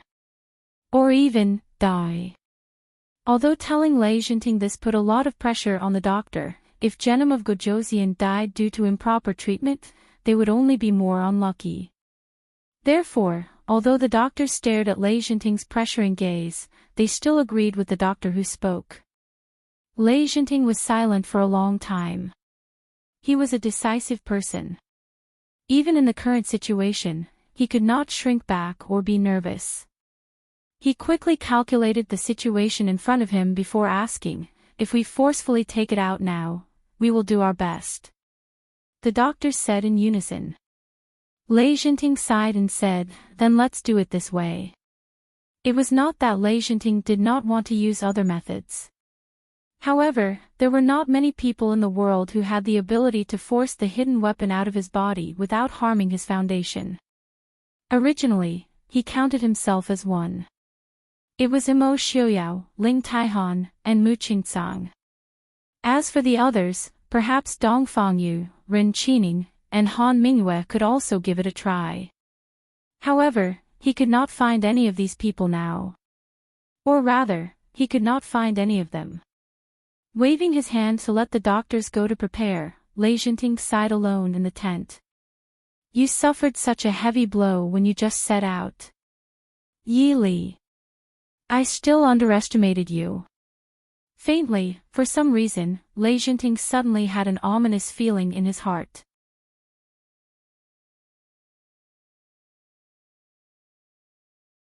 Chapter 1007. On the other side, Enchanting was surrounded by several doctors who were taking out the bullet. Although these doctors were highly skilled, it was the first time they had seen something like a bullet. Moreover, the bullet had penetrated deep into the flesh. If it had been a little bit more, it would have sunk into the bone. These doctors had no experience. Even though they were careful, they finally took out the bullet from Enchanting's shoulder. But it also made the injury on Enchanting's shoulder worse. If he didn't recuperate for 3 to 5 months, he probably wouldn't be able to recover. Even if he did recover in the future, there would probably be some sequelae that were neither light nor heavy. At least, Enchanting would be at the bottom of the 4 great masters of the world. The Shieling army was about to reach the city, but after a loud noise, they suddenly retreated, leaving behind a ground full of blood and corpses. This made the soldiers of Feihong Pass curious. In the general's mansion, Yi Li was stopped by old General Yuan Pei. After hearing Yi Li's story, Yuan Pei could not help but laugh. Good stuff. God is helping our Mahist army. Feng Zhiyao rolled his eyes. Elder, what do you mean by God is helping us? These things were clearly made by Wang Fei. If the heavens were on Ding Wang Fu's side, then Ding Wang Fu would not have been so unlucky and had such hardships all these years. Yuan Pei stroked his white beard and laughed. Good, good. It is all thanks to Princess. Princess Consort, do you have any more bombs and gunpowder? Yi Li shook her head regretfully. Today, I've used up all the stocks that I've had for the past 2 years. One must know that to blow up tens of thousands of people in one go, even in the modern era, the amount required was not a small amount. Not to mention the West Hill military camp, the terrain was flat and there was nothing there. It was just a direct explosion. With the current technology, if it was made into a grenade, it would be good enough to kill 2 people. Putting it together and directly igniting it would be more powerful. Feng Zhiyao said, Enchanting not being able to personally go to the battlefield is always beneficial to us. At the very least, because of what happened today, the morale of the Shieling army was definitely not going to improve in the short term. Yi Li smiled and nodded. That's right. Since that's the case, please prepare yourselves. I'll leave Feihong Pass to you. Everyone stood up and said, this subordinate obeys. On the other hand, Ling Huai and Lu Jingxian, who were originally stationed at the Chujing Changxing city, had also met up with Mo Jingli's army outside of Liang City. With Mo Xiuyao's death, the entire battlefield began to shift towards the northwest. The Cold Valley Pass, which was originally a strategic location, was now completely deserted. Mo Jingli blocked the path of the Mahist army in Liang City. However, Ling Huai and Lu Jingxian were in a hurry to rush back to Feihong Pass to reinforce the Prince Ding mansion. Neither side was willing to give in. In just a few days, there were several battles, big and small, and both sides suffered casualties. In the end, Mo Jingli simply closed the city and did not come out. In any case, he did not ask to destroy Lu Jingxian and Ling Huai. As long as he defended Liang City and made Lu Jingxian and Ling Huai unable to pass, he would have already won. This way of avoiding battle made Lu Jingxian and Ling Huai even more angry than fighting face to face. Attacking a city was a very time-consuming thing. Back then, the northern region attacked Zijing Pass for half a year and did not break. After that, they attacked the capital of Dechu State for more than 3 months. However, what they lacked the most now was time. Even though Ling Huai and Lu Jingxian were calm and collected people, they could not help but secretly scold Mo Jingli for being despicable. In the Mahist army commander's tent, Lu Jingxian frowned and walked back and forth in the tent. Ling Huai, He Su, and the others who were sitting on the side were also frowning. Ling Huai put down his teacup and sighed, General Liu, don't go. You're making me dizzy. LV Jingxian stared blankly for a moment before sitting down again. He said with a heavy expression, in just half a month, Lei Jinting has already led more than 10,000 troops to Feihong Pass. Moreover, there are still more troops coming to the north from the border of Xiling. I'm really worried. He was really worried that the princess could not hold on. In Feihong Pass, except for old General Yuan Pei, there were all young generals. Although General Yuan Pei was good at war, he was already over 70 years old. How could they not be worried? Ling Huai said, if Feihong Pass really cannot hold on, the princess will definitely call back Marquis Nan and General Murong. At that time, they can hold on for a few days. What we need to do is to break into Liang City as soon as possible. Otherwise, even if Feihong Pass is broken now, we can only worry here. Mo Jingli has been like a coward these days. No matter how much we scold him, he won't come out. What can we do? Yun Ting said angrily. Of course, this anger was directed at Mo Jingli, who was hiding in the city and refused to come out to fight. Su Qingfeng frowned and said, why don't I bring people to sneak into the city and coordinate with them? Lu Jingxian shook his head and said, no, Liang City is easy to defend and hard to attack. Also, there are 800,000 soldiers in the city. Mo Jingli is not short of people now. Although Qi Lin is powerful, if he wants to sneak in too many people, I'm afraid he won't be able to do anything. If there were still loopholes for people to exploit with 800,000 soldiers guarding a city, Mo Jingli could bury himself now. Ling Huai suddenly smiled and said, that's right, 800,000 people. How much food do you think Mo Jingli will have in Liang? Liang was not a particularly big city. More importantly, Liang was not the main food production area of Dechu State. Therefore, there would not be much food in the city.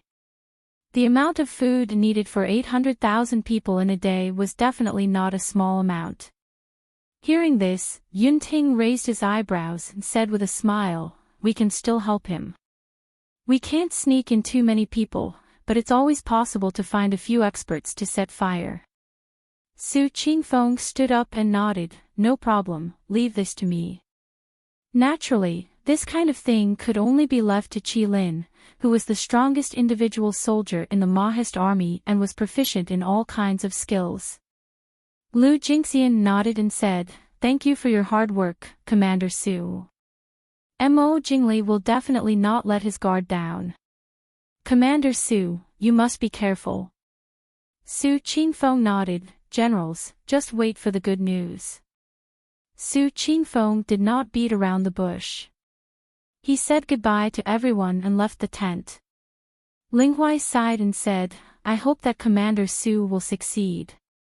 He Su thought for a while and asked, do we still need to arrange for people to intercept the troops behind Dechu State? Lu Jingxian waved his hand and said, there's no need for that. If Mo Jingli still has food behind him, let them come over. Although they did not know what Lu Jingxian was planning, seeing how calm he was, they guessed that he had an idea. Therefore, they did not ask any more questions. Reporting to General Liu, General Lang, there is a person called Yi outside the gate. A guard came in and reported. Yi? Who is that? Everyone was confused. Lu Jingxian thought for a while and said, let him in.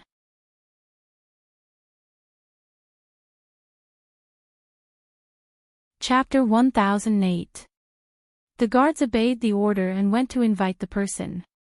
The people in the tent couldn't help but guess. Yun Ting rubbed his head and asked, could it be someone from Wang Fei's paternal family? Of the people they knew, only Wang Fei had the surname Yi. He Su raised an eyebrow and said, in Wang Fei's paternal family, the only one who could be called young master's age is that boy from the Yi family called Yi Rong. Do you think it's possible for him to come all the way to the barracks? Yunting came to a realization, and immediately felt that his guess was ridiculous. He had seen that fatty Yirong before. He was clearly a scholar but was so fat that his eyes could not be seen. He did not have the noble air of a scholar who studied hard.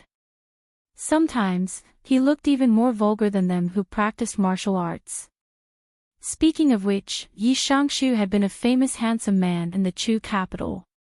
No matter what the characters of the Yi family's daughters were, at least they were all beauties. But they had given birth to a defective product like Yi Rong. However, the two old women of the Yi family were very protective of him, as if they were afraid he would be blown away by the wind when he went out. In reality, Yi Rong's appearance was definitely not ugly. When he was young, he could be considered a handsome child. It was a pity that Wang Shi did not know how to teach children. As the saying went, the appearance was born from the heart. Yi Rong did not even learn half of Yi Shangshu's talent. He was taught by Wang Shi all day long and his temperament became even more vulgar. In addition, he ate and drank so much these years that his body continued to expand. This gave Yunting, who had only seen him once, a very ugly impression. Ling Huai also shook his head. Even though he had lived in the Chu capital for decades, he did not remember anyone from the Yi family that could be brought out. He smiled and said, "Since he's here, we'll know who he is when we see him." A while later, an unfamiliar man in white walked in. He looked at everyone and said with a faint smile, "Hello everyone." Ling Huai and Lu Jingxian both frowned. The appearance of the man in front of them was average. He was the type that could not be remembered even if they saw him a few times. But due to his elegant white robes, the two were certain that they had never seen this man before. "This young master?" Ling Huai asked in a low voice. "Who are you?" Before Ling Huai could finish asking, Hisu, who was sitting on the side, had already stood up and stared coldly at the man in white. Everyone looked at him. Hisu. And Hisu was calm. If there were no special circumstances, he would not speak to Ling Huai. Hisu narrowed his eyes and said, "He changed his appearance." But yes, after all, no matter how exquisite it was not a real face. There would always be some flaws. It was not plastic surgery. Since he couldn't hide it from Yili, he naturally couldn't hide it from Hisu, who was taught by Yili. Hearing Hisu's words, everyone immediately became alert. The man in white smiled helplessly and sighed, "If I knew you were here, I wouldn't have done this." He raised his hand and wiped his face, revealing an extraordinarily handsome face. However, the crowd could not help but cry out in alarm, Your Highness." Yunting was so shocked that the chair he was sitting on fell to the ground. He pointed at the man in front of him and said, "You. What kind of demon are you? How dare you impersonate Prince?" It was no wonder that everyone was shocked. A few days ago, when the news of Mo Xiuyao's death reached the army, Lu Jingxian and the others almost fainted from fright. Originally, they did not believe it until they heard that Wang Fei had already hidden Prince Ding in Feihong Pass. Even Lei Jinting and Mo Jingli had personally gone to pay their respects. Only then did everyone accept this grievous news. Now, Mo Xiuyao suddenly stood in front of everyone alive. How could they not be shocked? Mo Xiuyao glanced indifferently at Yunting and waved his hand. A gust of wind swept past, and an inkstone on Lu Jinxian's table instantly shattered. Everyone looked at each other, and then looked at Mo Xiuyao in front of them. There were not many people in the world who could have such exquisite and profound internal energy. Yunting frowned and said, "Are you Ling Taihan or Mu Qingcang?" At least, it was definitely not Lei Jinting. Lei Jinting only had one hand. It would be difficult for Mo Xiuyao to become a two-handed Mo Xiuyao. Hisu had already calmed down by now. After a long silence, he said, "It really is Prince." Mo Xiaoyao sighed and took out an ink-colored jade pendant. He waved it and said, "Do you believe me now?" Seeing the ink-colored jade pendant in the Prince Ding mansion that represented Prince Ding's identity, everyone finally came back to their senses. Lu Jingxian and the others were even more excited. Prince, how did you? For a moment, Lu Jingxian was also confused and could not express his meaning. They wanted to ask too many questions, and for a moment, they didn't know what to ask. It was Ling Huai who calmed down and asked, "Why is Prince here?" Mo Xiaoyao said, "I heard that you were blocked in Liyang, so I came to take a look." "Your subordinates are useless, Prince, please punish us," Lu Jingxian and Ling Huai said in unison. Mo Xiaoyao waved his hand and said, "How can you be blamed for this? Originally, it was I who suddenly had an accident that interrupted your deployment." Lu Jingxian asked worriedly, "Prince is really injured?" Mo Xiaoyao nodded and said, "He did receive some small injuries." The more Mo Xiaoyao downplayed it, the more worried Lu Jingxian and the others were. If he wasn't seriously injured, why would Prince Ding suddenly disappear? It should be known that the current situation did not benefit the Mahist army at all. Mo Xiaoyao shook his head and smiled, "I am really fine, but I just felt that this was an opportunity. That's why." He didn't want Li Li to think that he was seriously injured when he went back. Now that Mo Hua was by Li Li's side, Li Li would only think that he was deliberately killed in the explosion for the sake of plotting against her. Of course, he wasn't seriously injured in the first place. After sizing up Mo Xiaoyao and seeing that he was really fine, everyone let out a sigh of relief. Lu Jingxian asked, "What is Prince's plan?" Prince Ding suddenly came here, naturally it couldn't be that he came to see them like he said. It must be because they were also a part of his plan. Mo Xiaoyao raised his eyebrows and said, "There's no need to rush the plan. Let's get rid of Mo Jingli first." Mo Xiaoyao raised his eyebrows slightly, not hiding the murderous intent that flashed through his eyes.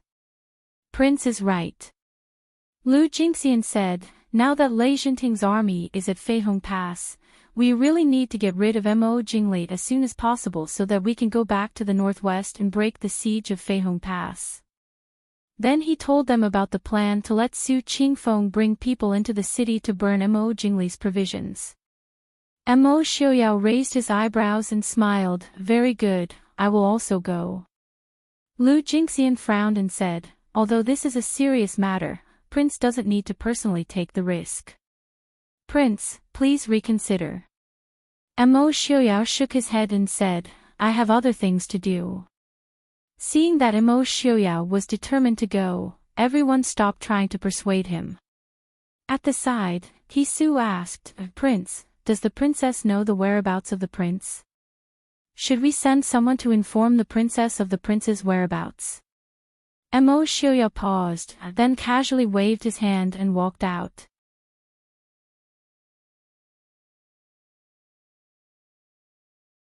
Chapter 1009. Yunting and He Su exchanged a look. Yunting asked, "What does Prince mean by this? Is he not going to tell Wang Fei?" He Su frowned and said, "I feel that it should be whatever." He did not say no, it was okay. He Su felt that with Prince's personality, it was very likely that he did not tell Wang Fei his whereabouts this time. Because he was wounded. He Su, who was observant, naturally would not miss Mo Xiaoyao's still slightly pale complexion and his slightly weakened appearance. Yunting thought and felt that He Su was right. He nodded and said, "It doesn't matter. In any case, when they destroyed Mo Jingli, Wang Fei would know where Prince was." Yunting did not feel that there was a difference between 2 days earlier and 2 days later. Mo Xiaoyao had just appeared in the army for a quarter of an hour before disappearing again. Before he left, he had strictly ordered that no one other than Yi Li was allowed to leak his information. But Mo Xiuyao's brief appearance had calmed the anxiety of Lu Jingxian and the others. With how much importance Prince placed on Wang Fei, if he was not worried about Feihong Pass, then it meant that Wang Fei and Feihong Pass were not in danger. Since that was the case, they naturally were not in a hurry. After Mo Xiuyao left the army camp, he did not find Su Qingfeng and the others to enter Liang with them. He waited until the sky darkened before he leisurely crossed the city walls and entered Liang City. As expected, the city was heavily guarded. Even though the sky had just darkened, there were no people walking on the streets. Every household had their doors closed as though they had gone to bed early. But even so, there were still many soldiers patrolling the streets. It could be said that there was a sentry every 5 steps and a guard every 10 steps. Clearly, Mo Jingli had suffered at the hands of Qi Lin and was on guard against them sneaking into the city. These heavily guarded sentries naturally didn't pose any obstacle to Mo Xiuyao. Mo Xiuyao leisurely shuttled through the streets and alleys of Liang City. According to the map of Liang City in his mind, he soon found his destination. It was originally the Liang governor's residence, which was also where Mo Jingli was temporarily staying. Mo Xiuyao's figure flashed and flew into the governor's office, heading towards the most lively place in the office. Tonight, the main hall of the governor's office was filled with singing and dancing. Mo Jingli was in a good mood as he sat on the chair, enjoying the wine and enjoying himself with this enchanting beauty. Although there were many things that made him feel very unhappy these days, overall, it was still very good. Of course, to Mo Jingli, as long as Mo Xiuyao was dead, anything would make him happy. Therefore, even if the aristocratic families of Yunzhou did not care about his identity as the emperor and made him suffer a few soft rebuffs, Mo Jingli was still able to tolerate them. Glancing at the guests below, Mo Jingli smiled with satisfaction. So what if they were aristocratic families? They were nothing without power. Therefore, he was the one at the top. Even if the people below were unwilling, they had no choice but to sit below and force a smile. Mr. Chu, is it because I didn't serve you well? Why aren't you drinking? Mo Jingli stared at a middle-aged man sitting on the first seat from the right and smiled faintly. His malicious eyes were filled with malice and complacency. This middle-aged man was the current head of the Chu family. He was also the cousin of the first madam of the Su family. The head of the Chu family said indifferently, "Thank you, Emperor Chu. I'm not feeling well and can't drink." A trace of viciousness flashed through Mo Jingli's eyes. He sneered, "Emperor Chu. So, Mr. Chu doesn't recognize himself as a citizen of the Chu state." The head of the Chu family did not shrink back. He said calmly, "The Chu family is naturally a citizen of the Chu state. However, it depends on whether this Chu state is the Chu state. The Chu family only respects the orthodox bloodline of the imperial family." Presumptuous. Mo Jingli flew into a rage. Now that Mo Xiuyao had died, the biggest knot in Mo Jingli's heart was that he had not obtained the throne. Although he had used his power in Jiangnan to suppress all kinds of discussions in the court. However, Mo Suyun had died in the regent's residence. This was a fact that no one could avoid. Even if others did not say it on the surface, there were definitely many people who secretly cursed Mo Jingli for killing the emperor and seizing the throne. Previously, Mo Jingli had already made up his mind. When he returned, he would kill all of Mo Jingqi's sons and see who could say anything. At the same time, when the head of the Chu family mentioned the imperial bloodline, he also poked at another sore spot for Mo Jingli. Mo Jingli would never have a son that belonged to him in this life. As a result, not to mention the orthodox bloodline of the imperial family, the Chu state's imperial family would have no more descendants. In the future, he could only adopt a child from the imperial family to inherit the throne. When he thought of this, Mo Jingli could not help but feel a surge of anger in his heart. The head of the Chu family did not fear Mo Jingli's exposure at all. He calmly looked at the ruthless ruler in front of him. In reality, it was not that the Chu family was so daring that they had to oppose Mo Jingli. It was that the Chu family did not have high hopes for Mo Jingli as the emperor. For a large family that had lasted for many generations, the most important thing for them to be able to stand tall was to be able to hold their position. Even though Mo Jingli seemed to have the upper hand now, the Chu family did not think that Mo Jingli would have the last laugh. But Mo Jingli asked for all of the famous families in Yunzhou to be loyal to him. Yunzhou was a gathering place of people. Most of the famous families in Yunzhou were scholarly families. They had always had an extraordinary influence on the scholars of the world. Mo Jingli asked for all of these families to publicly swear loyalty to him and issue a statement against the Prince Ding mansion. This was something that no family head with foresight would be willing to do. Even now that Prince Ding had suddenly passed away, the Maoist army seemed to have fallen into a difficult situation. But do not forget that the Maoist army still controlled the Chu capital and the emperor of Xiling City.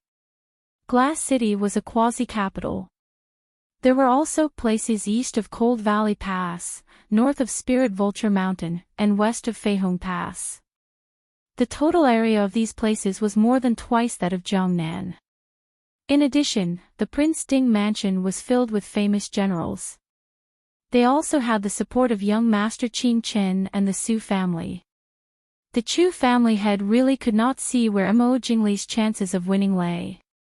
If they publicly went against the Prince Ding mansion now, when the Prince Ding mansion won in the future, the Chu family would be doomed. Even if they were lucky enough to escape this disaster, if the Chu family sided with the Prince Ding mansion again, they would be seen as fence-sitters and the Chu family's reputation would be ruined. Chu Shaoying, you are impudent. Do you think that I do not dare to kill you? Mo Jingli waved the wine cup in his hand. With a bang, it fell to the ground and shattered into pieces. The Chu family head lowered his eyes. This one is speaking the truth. Even if Emperor Chu kills this one will still say the same thing. Mo Jingli suppressed the anger in his heart.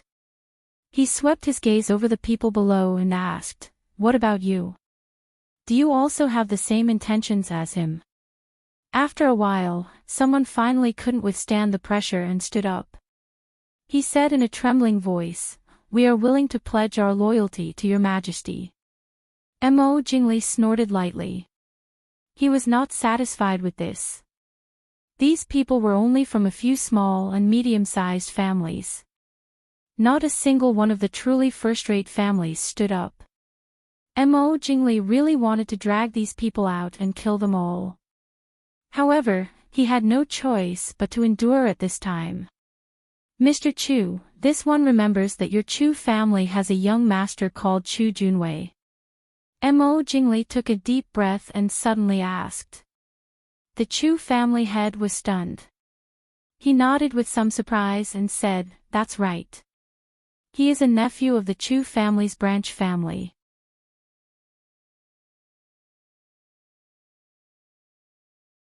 Chapter 10:10. Oh. This young Master Chu can be considered an outstanding talent of his time. When I was in Jiangnan, I once had a good chat with him. Why didn't young Master Chu come today? Mo Jingli asked. A trace of confusion flashed through the Chu family head's eyes. He frowned and said, "When did Emperor Chu meet nephew Junwei?" "A few months ago." "That's impossible." The Chu family head said. Mo Jingli narrowed his eyes. "Mr. Chu, are you saying that I'm lying?" The Chu family head shook his head and said calmly, "No, it's just that, this nephew of mine is indeed outstanding. However, he already passed away several years ago. At the time, he wasn't even 12 years old. He could be considered to have died young. How could he have a good chat with Emperor Chu?" Before the Chu family had finished speaking, Mo Jingli's face had already turned ashen. The various family heads who had been forced to attend the banquet looked at the man wearing the emperor's robes. His face was sometimes ashen, sometimes red, and sometimes black. How could they not know what had happened? They were all born and raised in Liang. If the Chu family really had such an outstanding person, how could these local nobles not know? This clearly meant that Mo Jingli had been fooled by someone using the Chu family's name. Mo Jingli was instantly enraged by the humiliation of losing face in front of the masters of these prestigious families. He stared at the Chu family head and said, "Mr. Chu, what do you mean by this? Could it be that you think that I'm lying?" The truth had already reached this point. Mo Jingli had already guessed that he must have been fooled by that Chu Junwei back in Nanjing. After connecting the dots, Mo Jingli was almost certain that Chu Junwei had something to do with the Prince Ding mansion. However, in front of these people, how could he admit that he had been fooled by someone from the Prince Ding mansion? Moreover, the Chu family and the Su family were in-laws. It wouldn't be right for him to make an example out of the Chu family, right? The Chu family head said calmly, "This one doesn't dare." However, Junwei of the Chu clan has indeed passed away many years ago. If Emperor Chu doesn't have the surname, this one can take out the Chu clan's genealogy for Emperor Chu to look over. Mo Jingli naturally wouldn't do something like slapping himself in the face. He didn't care about the others' expressions and sneered and said, "The Chu clan secretly colluding with the Prince Ding mansion and attempted treason. Take him down for me, confiscate the entire Chu clan's property and detain him." Fortunately, Mo Jingli still retained some rationality. He only planned to imprison the Chu family and not directly execute them. Although, he really wanted to do that. 2 guards quickly came forward, grabbed the Chu family head, and dragged him out of the door. Everyone present couldn't help but be shocked when they saw this scene. Most of them were from prestigious families, and many of them used to be families of government officials. No matter who was in charge, they had to give them some face.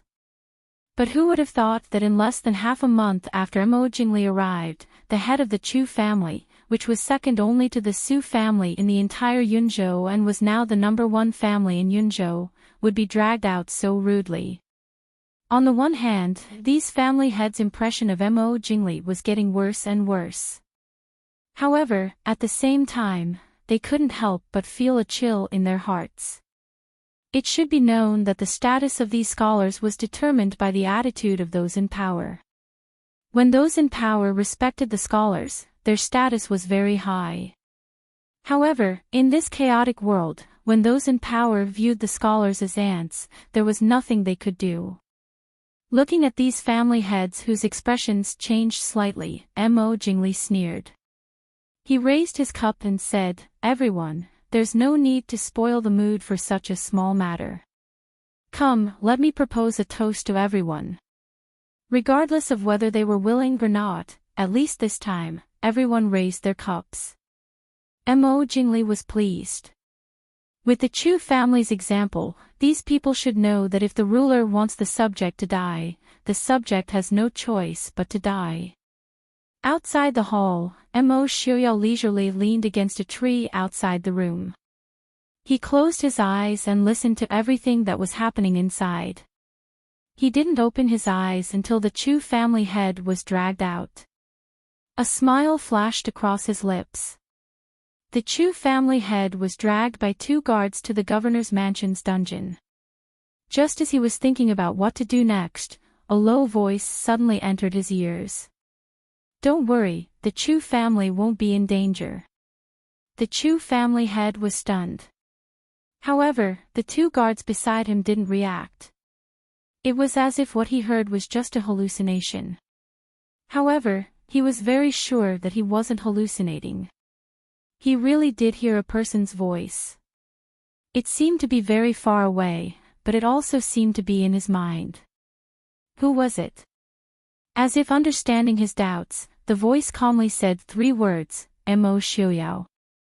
The Chu family head lowered his head to hide the shock in his eyes. He finally remembered who this voice belonged to. That year, during Master Qingyun's birthday, he also went to Glass City. Originally, according to the relationship between the Chu family and the Su family, it was natural for the Chu family to submit to the Prince Ding mansion. However, the Chu family and the Su family were different. Although the Su family was also a large family, they didn't have many descendants. As for the Chu family, not to mention the various branches, just the recent generations of the main family were enough to shock people. They were also spread all over the country. Once the main family of the Chu family moved to Glass City, these branch family members would be in big trouble. Moreover, the situation at the Prince Ding mansion wasn't as clear as it was later. Therefore, the Chu family only went to express their goodwill to the Chu family and the Su family. They didn't pledge their loyalty to the Prince Ding mansion. Although 1 or 2 years had passed, the Chu family's patriarch still remembered Prince Ding's deep and unique voice that could easily make people submit to him. The Chu family head didn't have the time to be shocked that Prince Ding didn't die. Instead, he appeared at Mo Jingli's camp in Liang. As the head of a large family, he could quickly calm down and realize that this was a great opportunity for the Chu family. When he thought up to here, a trace of a resolute expression flashed in the eyes of the Chu clan's patriarch, and he suddenly said, "Go report to His Majesty, Emperor Chu. The Chu clan is willing to swear loyalty to Emperor Chu."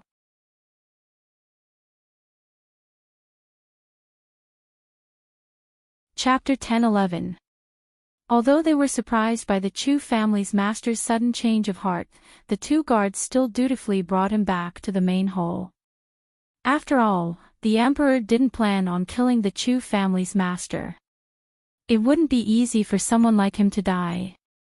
If he was allowed to make a comeback, he could easily kill these worthless guards with a single slap. As expected, Mo Jingli immediately ordered for the Chu family's master to be brought back to the main hall.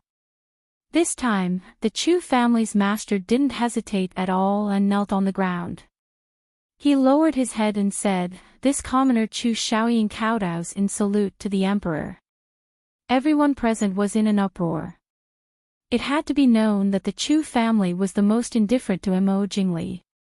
Furthermore, due to the relationship between the Chu family and the Su family, everyone knew that even if the Chu family pledged their loyalty to Mo Jingli, they still wouldn't be able to obtain anything important. Mo Jingli raised his eyebrows in satisfaction.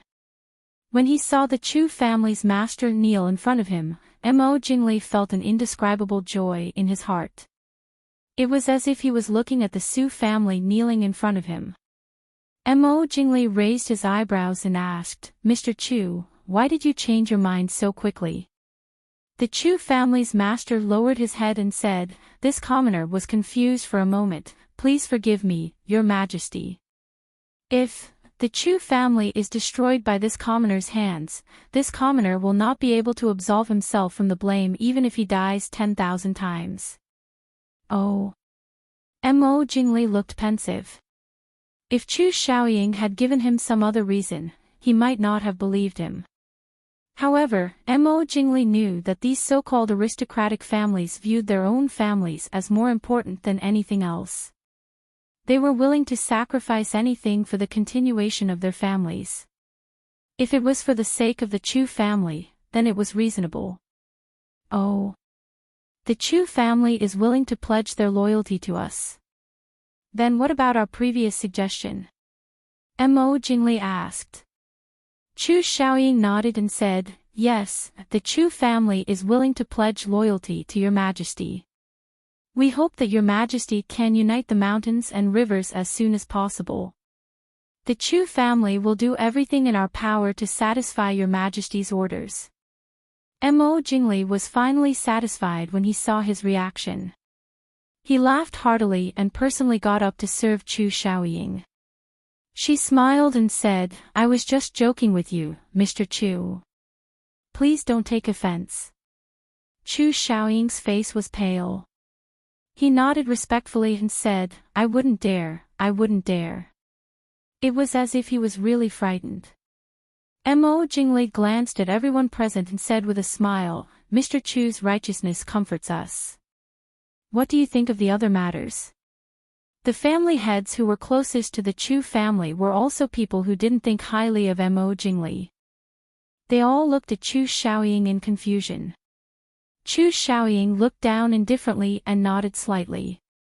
Even though they didn't know why he suddenly changed, these people still had some confidence in Chu Shaoying. The Chu family couldn't possibly give up on the Prince Ding mansion and the Su family. Instead, they would pledge their allegiance to Mo Jingli.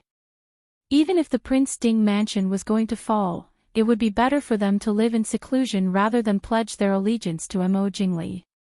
At least they wouldn't have to worry about their family being exterminated or being played to death by Enchanting. After thinking for a while, the people all stood up and said, We are willing to pledge our loyalty to your majesty. Good. That's great. Come, let us toast to Mr. Chu and everyone else. Mo Jingli laughed in satisfaction. His anger from before had been completely swept away. Peace had just returned to the hall, but it seemed like the heavens had decided that tonight's banquet wouldn't go smoothly. Someone hurriedly came in from outside to reporting to your majesty, the Mahist army has moved into the city and just set fire to the granary in the west of the city. What? Mo Jingli slammed the table and walked out. He sternly asked, Where are they? Reporting. Your majesty, General Li is leading people to arrest them. The person who came to report quickly said. Arrest them. Arrest my ass. They only found out after they had people sneak into the city and set fire to the granary. What are they doing? Mo Jingli angrily kicked away a wooden table in front of him and roared angrily. This subordinate knows his mistake. Enough. Mo Jingli cut off his meaningless apology. He swept his eyes over everyone present and coldly said, You can all go back first. That's all for tonight. Chu Shaoying and the others stood up and bid farewell. Chu Shaoying thought for a bit before walking forward and saying, Your Majesty, the Chu family still has some food stored up. We are willing to offer it to your Majesty to solve this urgent problem. Hearing Chu Shaoying's words, Mo Jingli's expression relaxed a bit. He nodded and said, Then I thank Mr. Chu. After everyone left, Mo Jingli coldly asked, How much was burned? The person below couldn't help but gulp and say in a trembling voice, The 3 granaries in the west of the city were all burned at the same time. The granary in the north of the city was also mostly burned. Our army's food. I'm afraid it won't last for more than 2 days. Mo Jingli's brows slightly furrowed.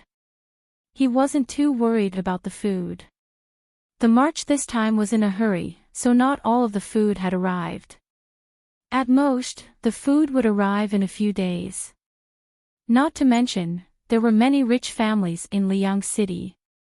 Even if these people didn't look as rich as the so-called rich merchants, they had more resources than the rich merchants.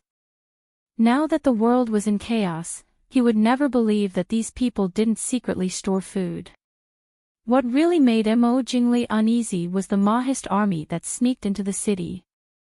Liang City was heavily guarded, but the Mahist army was still able to sneak into the city and set fire to the food.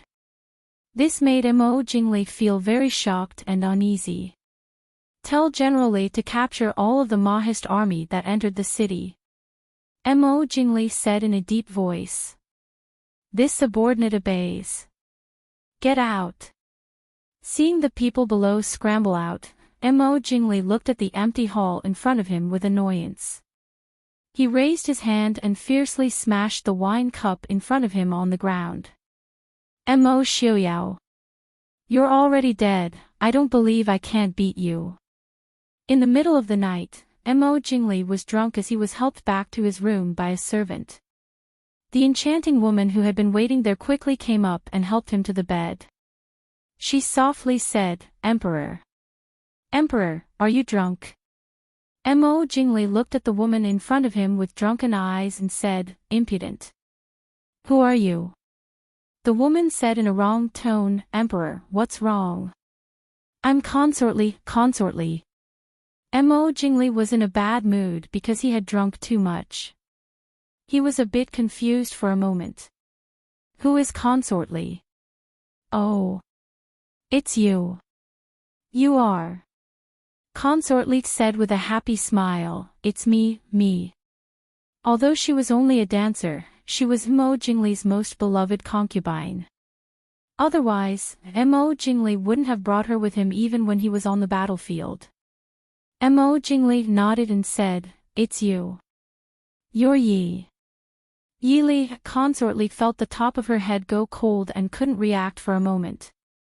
She had naturally heard of Yi Li's name before, but she didn't think that the emperor would call out Princess Ding's name in this kind of place. In regards to this, imperial concubine Li did not feel any jealousy. When the difference between a person and another person was too great, she couldn't even feel jealousy. She only felt shock and faintly felt that hearing this wasn't a good thing for her.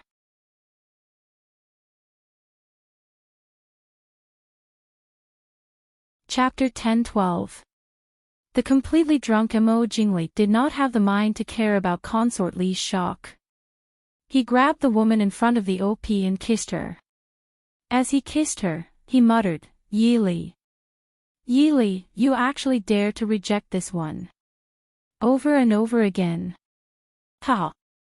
Now that Mo Xiaoyao is dead, you'll be this one sooner or later. Since you don't know how to appreciate kindness, this one will take back the promise from before. This one will demote you to the lowest level of concubine." Yi Li. Consort Li was so scared by Mo Jingli's words that she did not dare to move.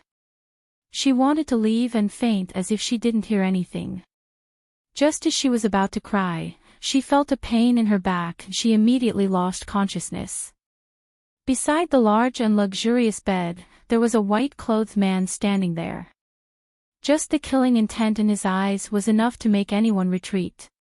Even Mo Jingli, who was lying on the bed with the beauty in his arms and was so drunk that he couldn't tell the difference between north and south, instinctively felt a chill. He couldn't help trembling as he hugged the woman in his arms even tighter. "Yi Li. This one will definitely have you. This one will definitely let you know that this one is stronger than Mo Xiaoyao." Mo Xiaoyao looked down at the man and woman on the bed. His originally handsome eyes were now filled with a sinister scarlet color, as if he was a ghost from the underworld. Mo Xiaoyao leaned over and raised his hand to slowly stroke Mo Jingli's neck. Mo Jingli, who was still sleeping, did not know that if the person in front of him used a bit more strength, he would never wake up again. After a while, the hand that was holding his neck slowly let go. He turned his hand towards the woman in Mo Jingli's arms. The unconscious woman's body trembled and a trace of blood leaked out from the corner of her lips. She quickly stopped breathing. Mo Xiaoyao didn't have the slightest bit of pity in his eyes. This woman might be innocent, but she definitely couldn't live after hearing such words. Mo Xiaoyao stood by the bed for a while, then his lips suddenly curved into a bloodthirsty smile. Half an hour later, a white figure flashed out of the governor's office and disappeared into the dark night. In the west of Liang City, the head of the Chu family, Chu Shaoying, had just sent off a wave of Chu state soldiers who had come to search for him and return to his study. There were already several people sitting in the study. When they saw Chu Shaoying walk in, one of them immediately stood up and grabbed Chu Shaoying and asked anxiously, "Brother Chu, what are you thinking?" "Today's matter, that Mo Jingli seems to be. Which of these people who could control such a large family head wasn't a shrewd person?" In their opinion, even if Prince Ding died and the Mahist army was defeated, Mo Jingli would probably be swallowed up by Genom of Gojoseon. Even if they took 10,000 steps back, Mo Jingli had stabilized the situation. With Mo Jingli's personality, they definitely wouldn't have a good time in the future. At that time, they would probably have to give up the bow after the birds are killed. Chu Xiaoying looked at everyone and said with a smile, "Everyone here is my close friend and I know everyone's surname. I won't lie to everyone. To be honest, I also don't think Emo Jingli will succeed." Then, "Brother Chu, what are you doing?" Everyone didn't understand. After publicly pledging loyalty to Emo Jingli, if they betrayed him, then the reputation of the Chu family would be gone. Moreover, even if they pledged allegiance to someone else in the future, they probably wouldn't be put in an important position. After all, if the Chu family could rebel against Emo Jingli, then they could rebel against someone else in the future. Chu Xiaoying smiled and didn't say anything. One of the people saw the smile on Chu Xiaoying's face and said, "Could it be that Brother Chu has already made his decision?" Chu Xiaoying nodded and said, "That's right." Everyone looked at each other. One of them dipped his hand in water and wrote the word "set" on the table. Everyone present had an expression of "as expected."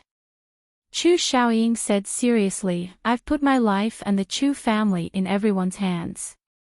Everyone, please." "Brother Chu, what are you saying? You and I have known each other for decades. Don't you trust each other?" "To be honest, Brother Chu and I have the same idea. It's just that we haven't had any connections.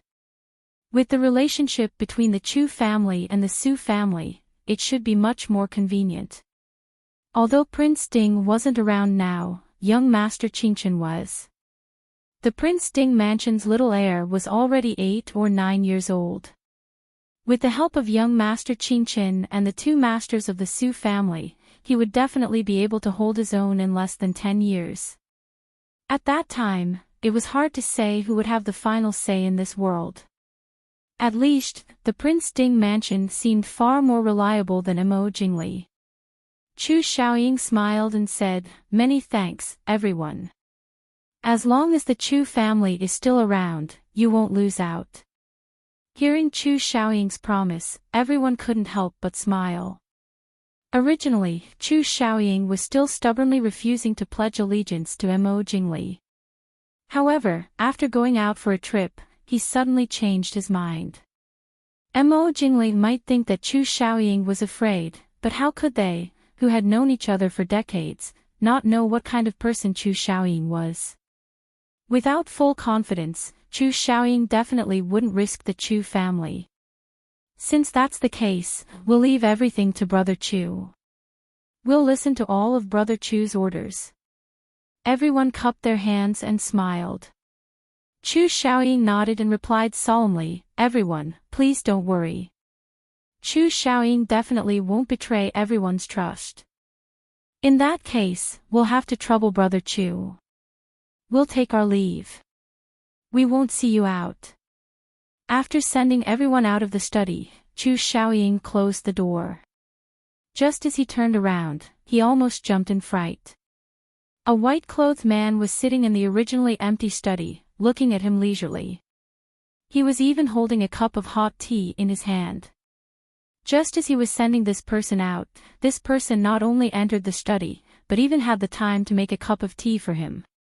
After being stunned for a moment, Chu Xiaoying came back to his senses and bowed respectfully to the white-clothed man. Chu Xiaoying greets His Highness Prince Ding. Mo Xiaoyao nodded with a smile and said, "Mr. Chu, there's no need to be so courteous. I've let Mr. Chu suffer tonight." Mo Xiaoyao inwardly praised Chu Xiaoying's extraordinary composure. Even though the Su family was full of heroes, the Chu family's reputation was only average. However, to be able to control the second most powerful family in Yunzhou, which was also one of the top 5 families in the entire Dechu state, Chu Xiaoying's abilities were definitely not ordinary. After meeting him tonight, he realized that this family head was indeed a truly intelligent person. However, compared to the innate intelligence of the Su family, this person was more like a great intellectual who appeared to be stupid. Chu Xiaoying smiled bitterly and said frankly, "Prince Ding, you're exaggerating. If it wasn't for Prince Ding's reminder tonight, I'm afraid Mo Xiaoyao understood Chu Xiaoying's meaning. No matter what, in Chu Xiaoying's eyes, the Chu family was still the most important. If Mo Xiaoyao hadn't appeared, Chu Xiaoying would have very likely compromised with Mo Jingli when he had no other choice. Mo Xiaoyao waved his hand, indicating that there was no need to worry about this matter. Chu Xiaoying hurriedly thanked him, then cautiously sat down and asked, "Prince Ding, do you have any orders for entering the city in the middle of the night?" Mo Xiaoyao smiled faintly and said, "I can't say that I have any orders. In 3 days, the Maoist army will definitely break into Liang City. Before that, I hope that in the name of the Chu family and the great families of Yunzhou, I will announce this to the world." Mo Xiaoyao took out a letter filled with his own words and handed it to Chu Xiaoying.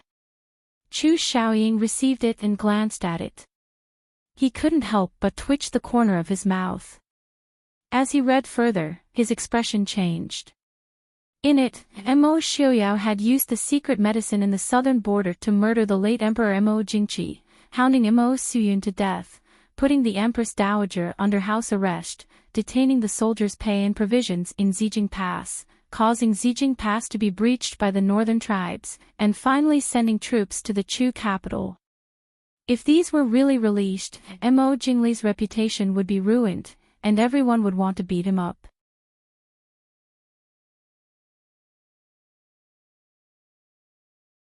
Chapter 10:13. Chu Xiaoying thought for a moment, then asked, "Prince, is this all true?" Even someone like Chu Xiaoying would never have guessed that Mo Jingli had so many shameful things in private. Most importantly, even if he did, he couldn't let his enemies have a handle on him. Mo Xiaoyao nodded leisurely. Mr. Chu doesn't believe in the ability of Qi Lin and the Maoist army's shadow guard to gather intelligence. Chu Xiaoying quickly shook his head. "I just don't understand why Prince didn't reveal these things earlier. Also, if Prince personally announced these things to the world, or if someone from the Su family released them, the impact would be greater, right?" Mo Xiaoyao shook his head and said, "In the past, it wasn't the right time. Now, the Su family is far less convenient than the Chu family. Of course. Mr. Chu doesn't have to do this himself." Chu Xiaoying pondered for a moment, then understood the whole story. After all, the Su family was part of the Prince Ding mansion. Although the Su family members were all people of virtue and prestige, Mo Jingli could turn the tables and accuse the Prince Ding mansion of slandering him. But if someone else revealed these things, it would be completely different. Of course, in Chu Xiaoying's opinion, part of the reason was that Prince Ding didn't want the Su family to be involved in these things.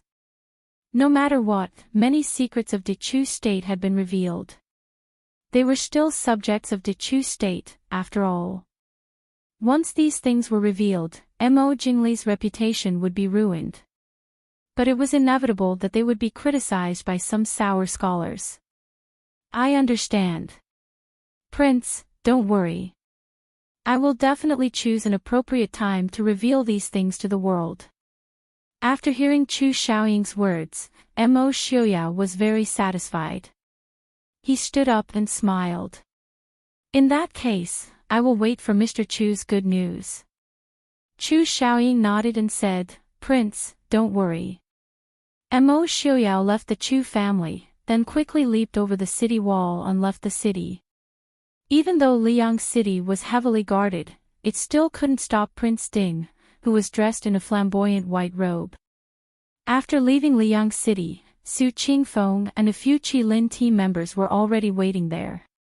Mo Xiaoyao raised his eyebrows. "What are you doing here?" Su Qingfeng smiled helplessly. He had just returned to the camp when he found out that Mo Xiaoyao was still alive, and had even appeared in the camp. When the news of Mo Xiaoyao's death first came, Su Qingfeng was almost scared out of his wits. His mind was filled with thoughts of what would happen to his cousin if Mo Xiaoyao really died. It wasn't easy for him to survive, but he ran away before he even saw him.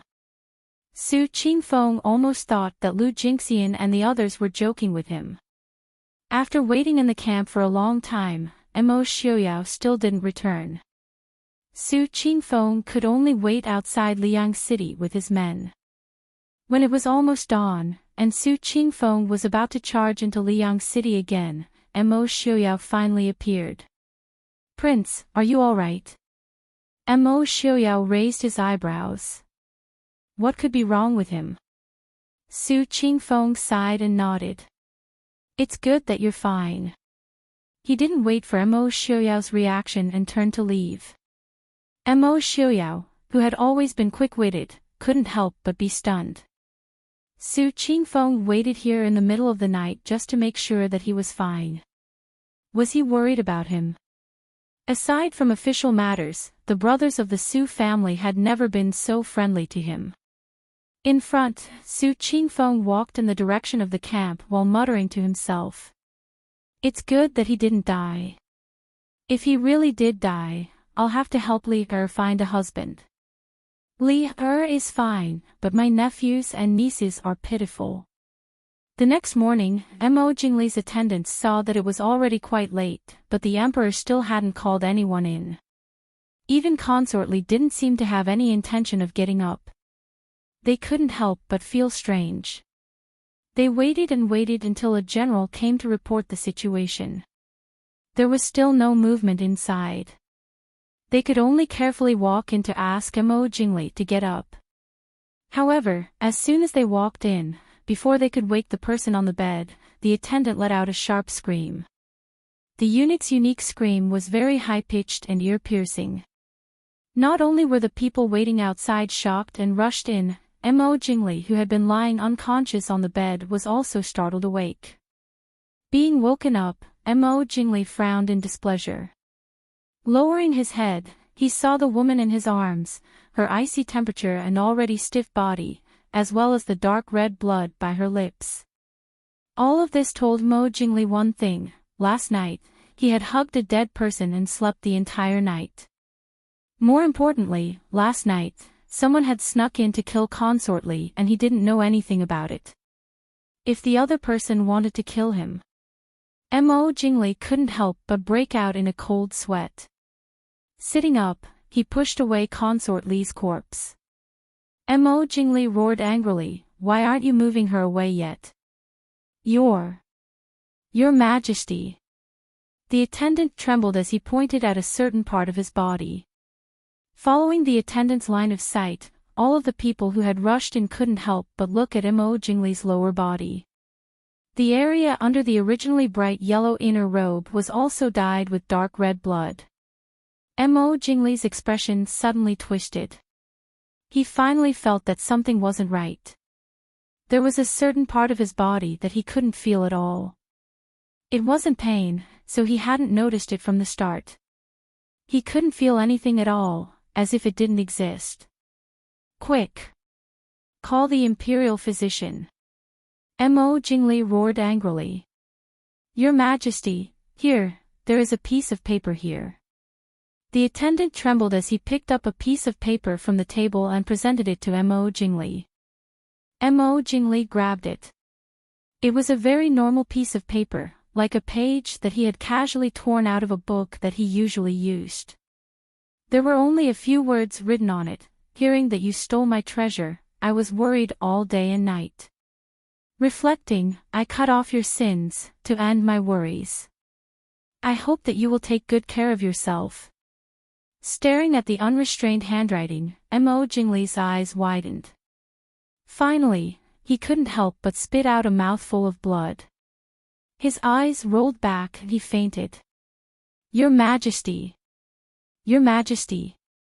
Quick, call the imperial physician."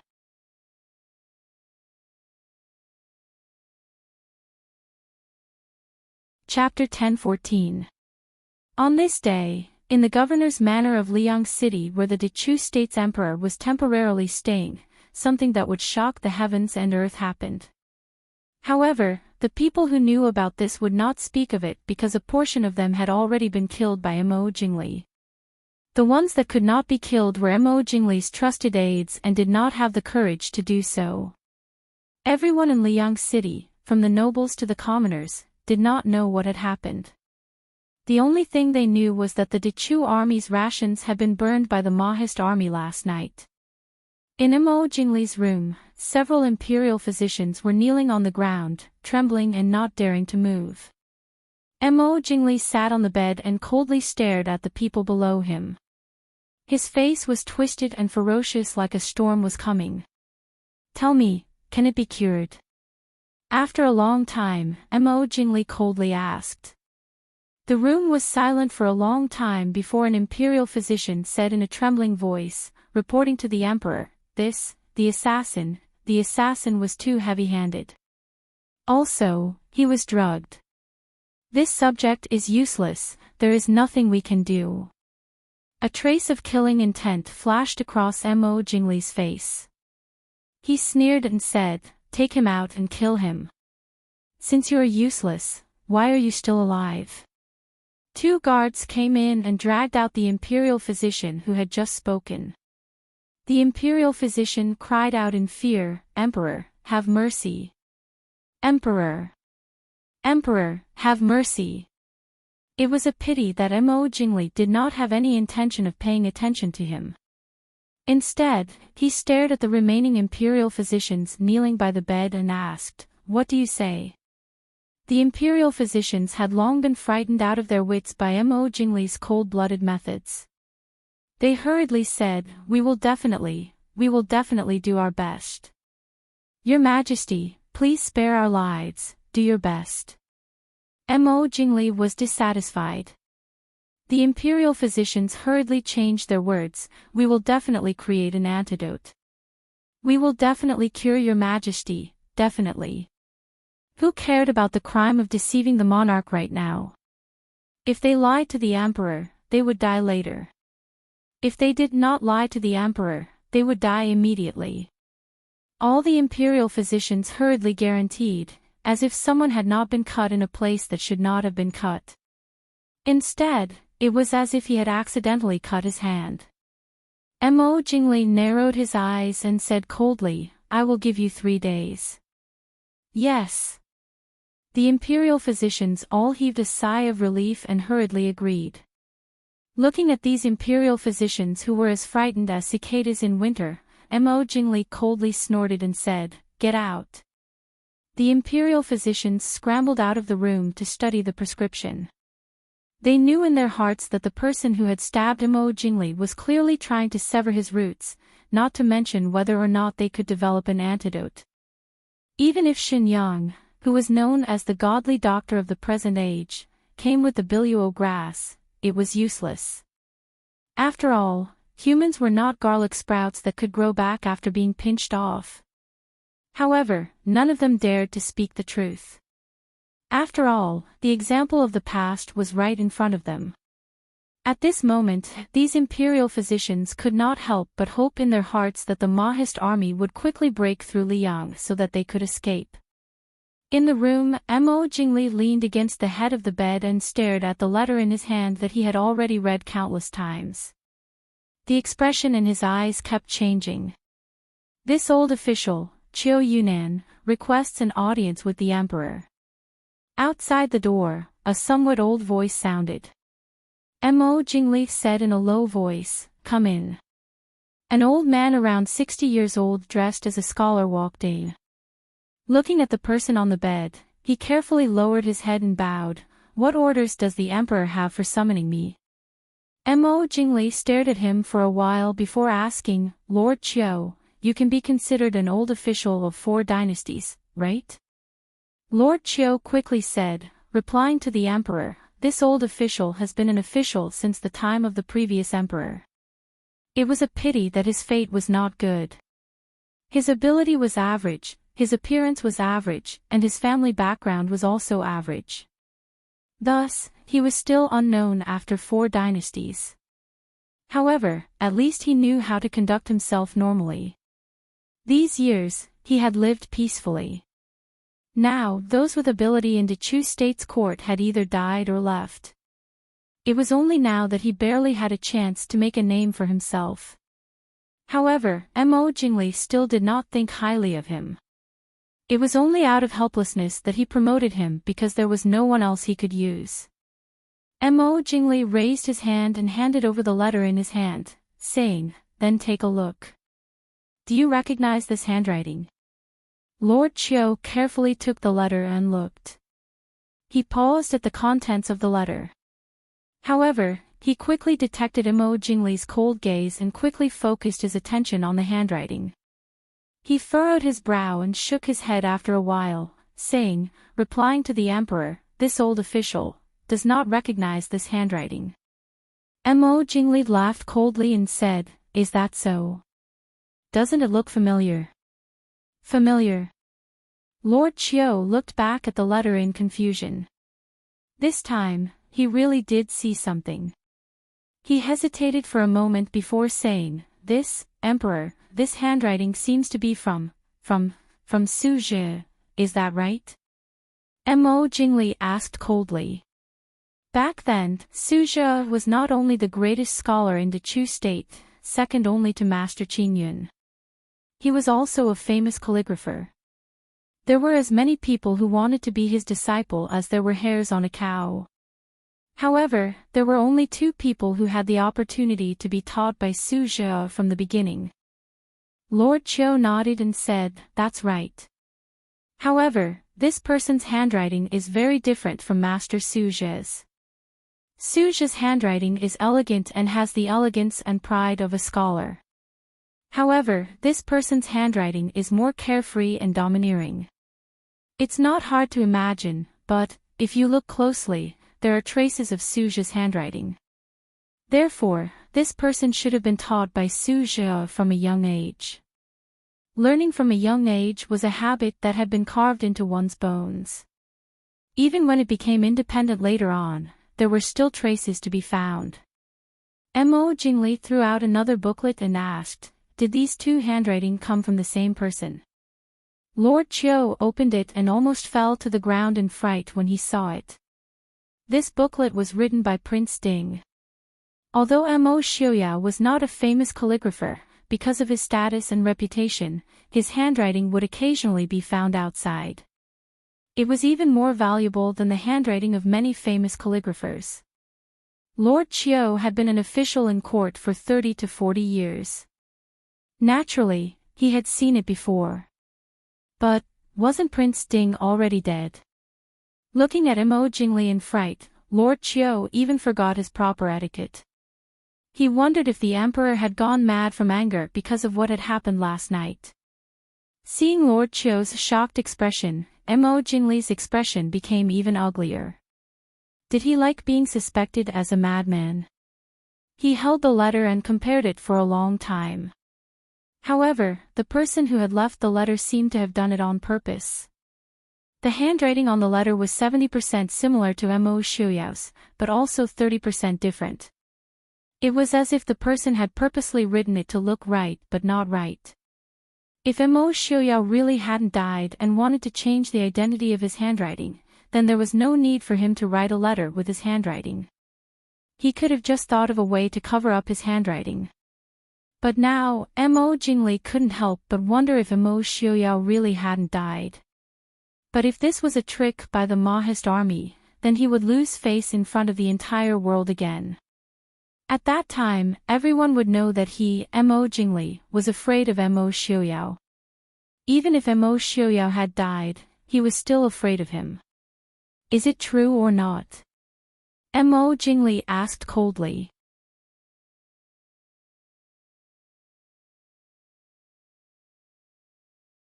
Chapter 10:15.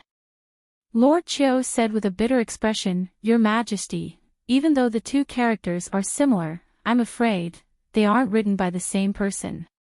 Also, Prince Ding is already dead. Leave." Mo Jingli said in an exasperated tone. "Yes, this old official will leave."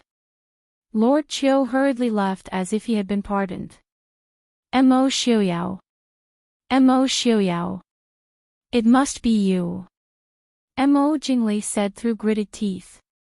He suddenly wanted to get up, but he accidentally pulled on his wound. His face paled and he almost fainted again. He didn't know what medicine Emo Xiaoyao had used, but he didn't feel any pain at first. Not long after he woke up, he began to feel pain and it became more and more painful. Emo Jingli fiercely squeezed the letter in his hand. Emo Xiaoyao. Zhen will definitely kill you. Zhen will definitely kill you. Emo Jingli really wanted to send out all of his people to search for Emo Xiaoyao's whereabouts. Then, no matter if he was really dead or not, he would kill him again. However, other people didn't see it this way, including Emo Jingli's confidants. The entire world knew that Prince Ding was dead, and it was personally confirmed by the Emperor and Genom of Gojoseon. How could he come back from the dead? As for the time when no one discovered that he had entered the governor's manor, since Qi Lin was able to silently reduce the Chu army's food, then it was very possible that he had snuck into the governor's manor. Most people thought that this was a provocation and warning from the Mahist army's Chu army. As for Emo Jingli believing that Emo Xiaoyao was still alive, it must be that the emperor was too nervous. Even though Emo Jingli really wanted to prove that he was right, he also knew that Lei Zhenting had personally seen Emo Xiaoyao's corpse that day. Lei Zhenting had no reason to lie to him about this. Also, he didn't have the face to take out the letter left by the assassin for everyone to see. Wouldn't that mean that everyone in the world would know about his injuries? If it was Prince Ding's, then there was no need to hide his identity. Why would he change his handwriting? If he wanted to change his handwriting, then why did he have to look 70% like Prince Ding's? This is clearly a trap set by the Mahist army. If he really didn't want people to recognize him, then no one would be able to help him write it. Even if he wrote it with his left hand. In the end, his subordinate's words finally convinced Emo Jingli, or it could be said that Emo Jingli had convinced himself. He could only send people to increase the security. Emo Jingli's heart was extremely gloomy as he hid in the governor's mansion to recuperate. Emo Xiaoyao still had an ordinary appearance as he mingled with the Mahist army. Apart from Ling Huai and the others, no one in the Mahist army knew that the deceased Prince Ding was sitting in their camp and drinking tea. Even though Emo Xiaoyao had changed his appearance, everyone in the tent could still feel that the prince was in a very good mood. Compared to Emo Xiaoyao who had just arrived at the camp yesterday, it was obvious that the prince had done something to make him very happy. Prince, did something good happen? Lu Jingxian asked curiously. Even though everyone else seemed to be busy with their own matters, their ears perked up. Emo Xiaoyao said leisurely, Yunzhou's 6 major aristocratic families have all agreed to submit to the Prince Ding mansion. Is this considered a good thing?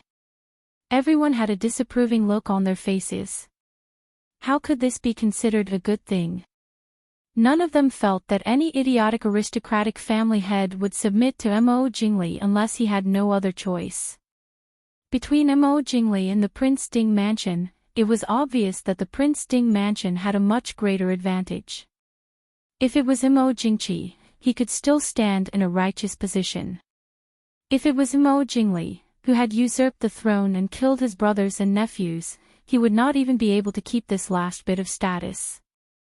Emo Xiaoyao said with a smile, as for other things. Buddha says, can't say. As soon as he thought of Emo Jingli's current appearance, Emo Xiaoyao felt that the gloominess of these days was swept away. Last night, she had resisted the urge to kill Emo Jingli and let him live. That was the right decision. Thinking, Emo Xiaoyao raised an eyebrow and said, General Lu, can you take Liang in 3 days? Lu Jingxian said with a smile, Prince, don't worry, there definitely won't be a problem. The Chu army's troop transporting the supplies is almost here. They will arrive by tonight at the latest. When the time comes, we can act. Emo Xiaoyao raised an eyebrow and said, you plan on attacking when the Dechu state's troop transporting the supplies arrives? Lu Jingxian nodded. He had indeed planned on doing so. Also, Wang Fei had already given orders before she left. Half of the Jiangnan merchants that provided the supplies to the Chu army were people from the Prince Ding mansion. Those supplies were to be given to the Mahist army. Naturally, Mo Jingli couldn't get them. Mo Xiaoyao thought for a moment and then shook his head. No, let them in. Lu Jingxian looked at Mo Xiaoyao in confusion. Prince's meaning is. Mo Xiaoyao said, send people to help them transport the supplies in. Then, taking out a small and delicate porcelain bottle and putting it on the table, Mo Xiaoyao said lightly, do you know what to do? Prince is talking about poisoning. I'm afraid that's not very safe. Ling Huai said with some worry. After all, there were hundreds of thousands of soldiers and horses. It was impossible for all of them to be poisoned at the same time. As long as one was discovered first, it was very likely that all their efforts would be for naught. Mo Xiaoyao said lightly, don't worry, I took this from Shenyang. After taking it, it will take 2 hours for it to take effect. Also, this thing isn't fatal. It will only make them temporarily lose the strength to fight. I also don't want to kill too many people. Su Qingfeng. Subordinate is here. Su Qingfeng stood up and replied. Mo Xiaoyao took out a piece of paper and said lightly, within 3 hours after the supplies enter the city, I want to see the heads of these people. Su Qingfeng took it in his hand, glanced at it, and memorized it. He nodded and said, subordinate obeys. Subordinate will immediately arrange it. Mo Xiaoyao nodded and said, you entered the city once before and have already alerted the Chu army. I think the security will be even tighter. Be careful. Yes, Prince. Su Qingfeng nodded and turned to leave. Inside the tent, Su said, Prince is planning to kill the Chu army's generals first. As long as the generals leading the army died, no matter how many soldiers there were, they were just a bunch of headless flies. In addition, if most of the soldiers lost their ability to fight, the Mahist army might be able to take down Shuiyang city without shedding a drop of blood. Ling Huai raised his eyebrows and hesitated before saying, Prince is planning to take in the 800,000 Chu army. Hearing this, everyone was shocked. Mo Xiaoyao nodded with satisfaction and said with a smile, General Leng is right. Enchanting definitely wouldn't think that his original allies would suddenly turn around and attack him. Prince, good plan. Lu Jingxian also praised. If it succeeded, it would be enough to deal a fatal blow to Enchanting. However, this plan, other than Mo Xiaoyao, could not be realized by anyone else. Even if Lu Jingxian and the others could take down Liang City without shedding a drop of blood, Lu Jingxian and Ling Huai's prestige was not enough to take in 800,000 soldiers at once. Thus, they had never thought of this method and did not dare to think of it. When night fell again, the Chu army's army had already arrived in front of Liang City. To the Chu army who had just lost almost all of their provisions, this was naturally good news. After a series of checks, the army transporting the provisions successfully entered Liang City. Mo Jingli, who was currently lying on the bed, was not in the mood to care about these trivial matters. He waved his hand and ordered his subordinates to do it. However, he did not know that the Jiangnan merchants in charge of preparing the provisions, represented by Zhang Baiwan, were currently in the Mahist army's camp as guests.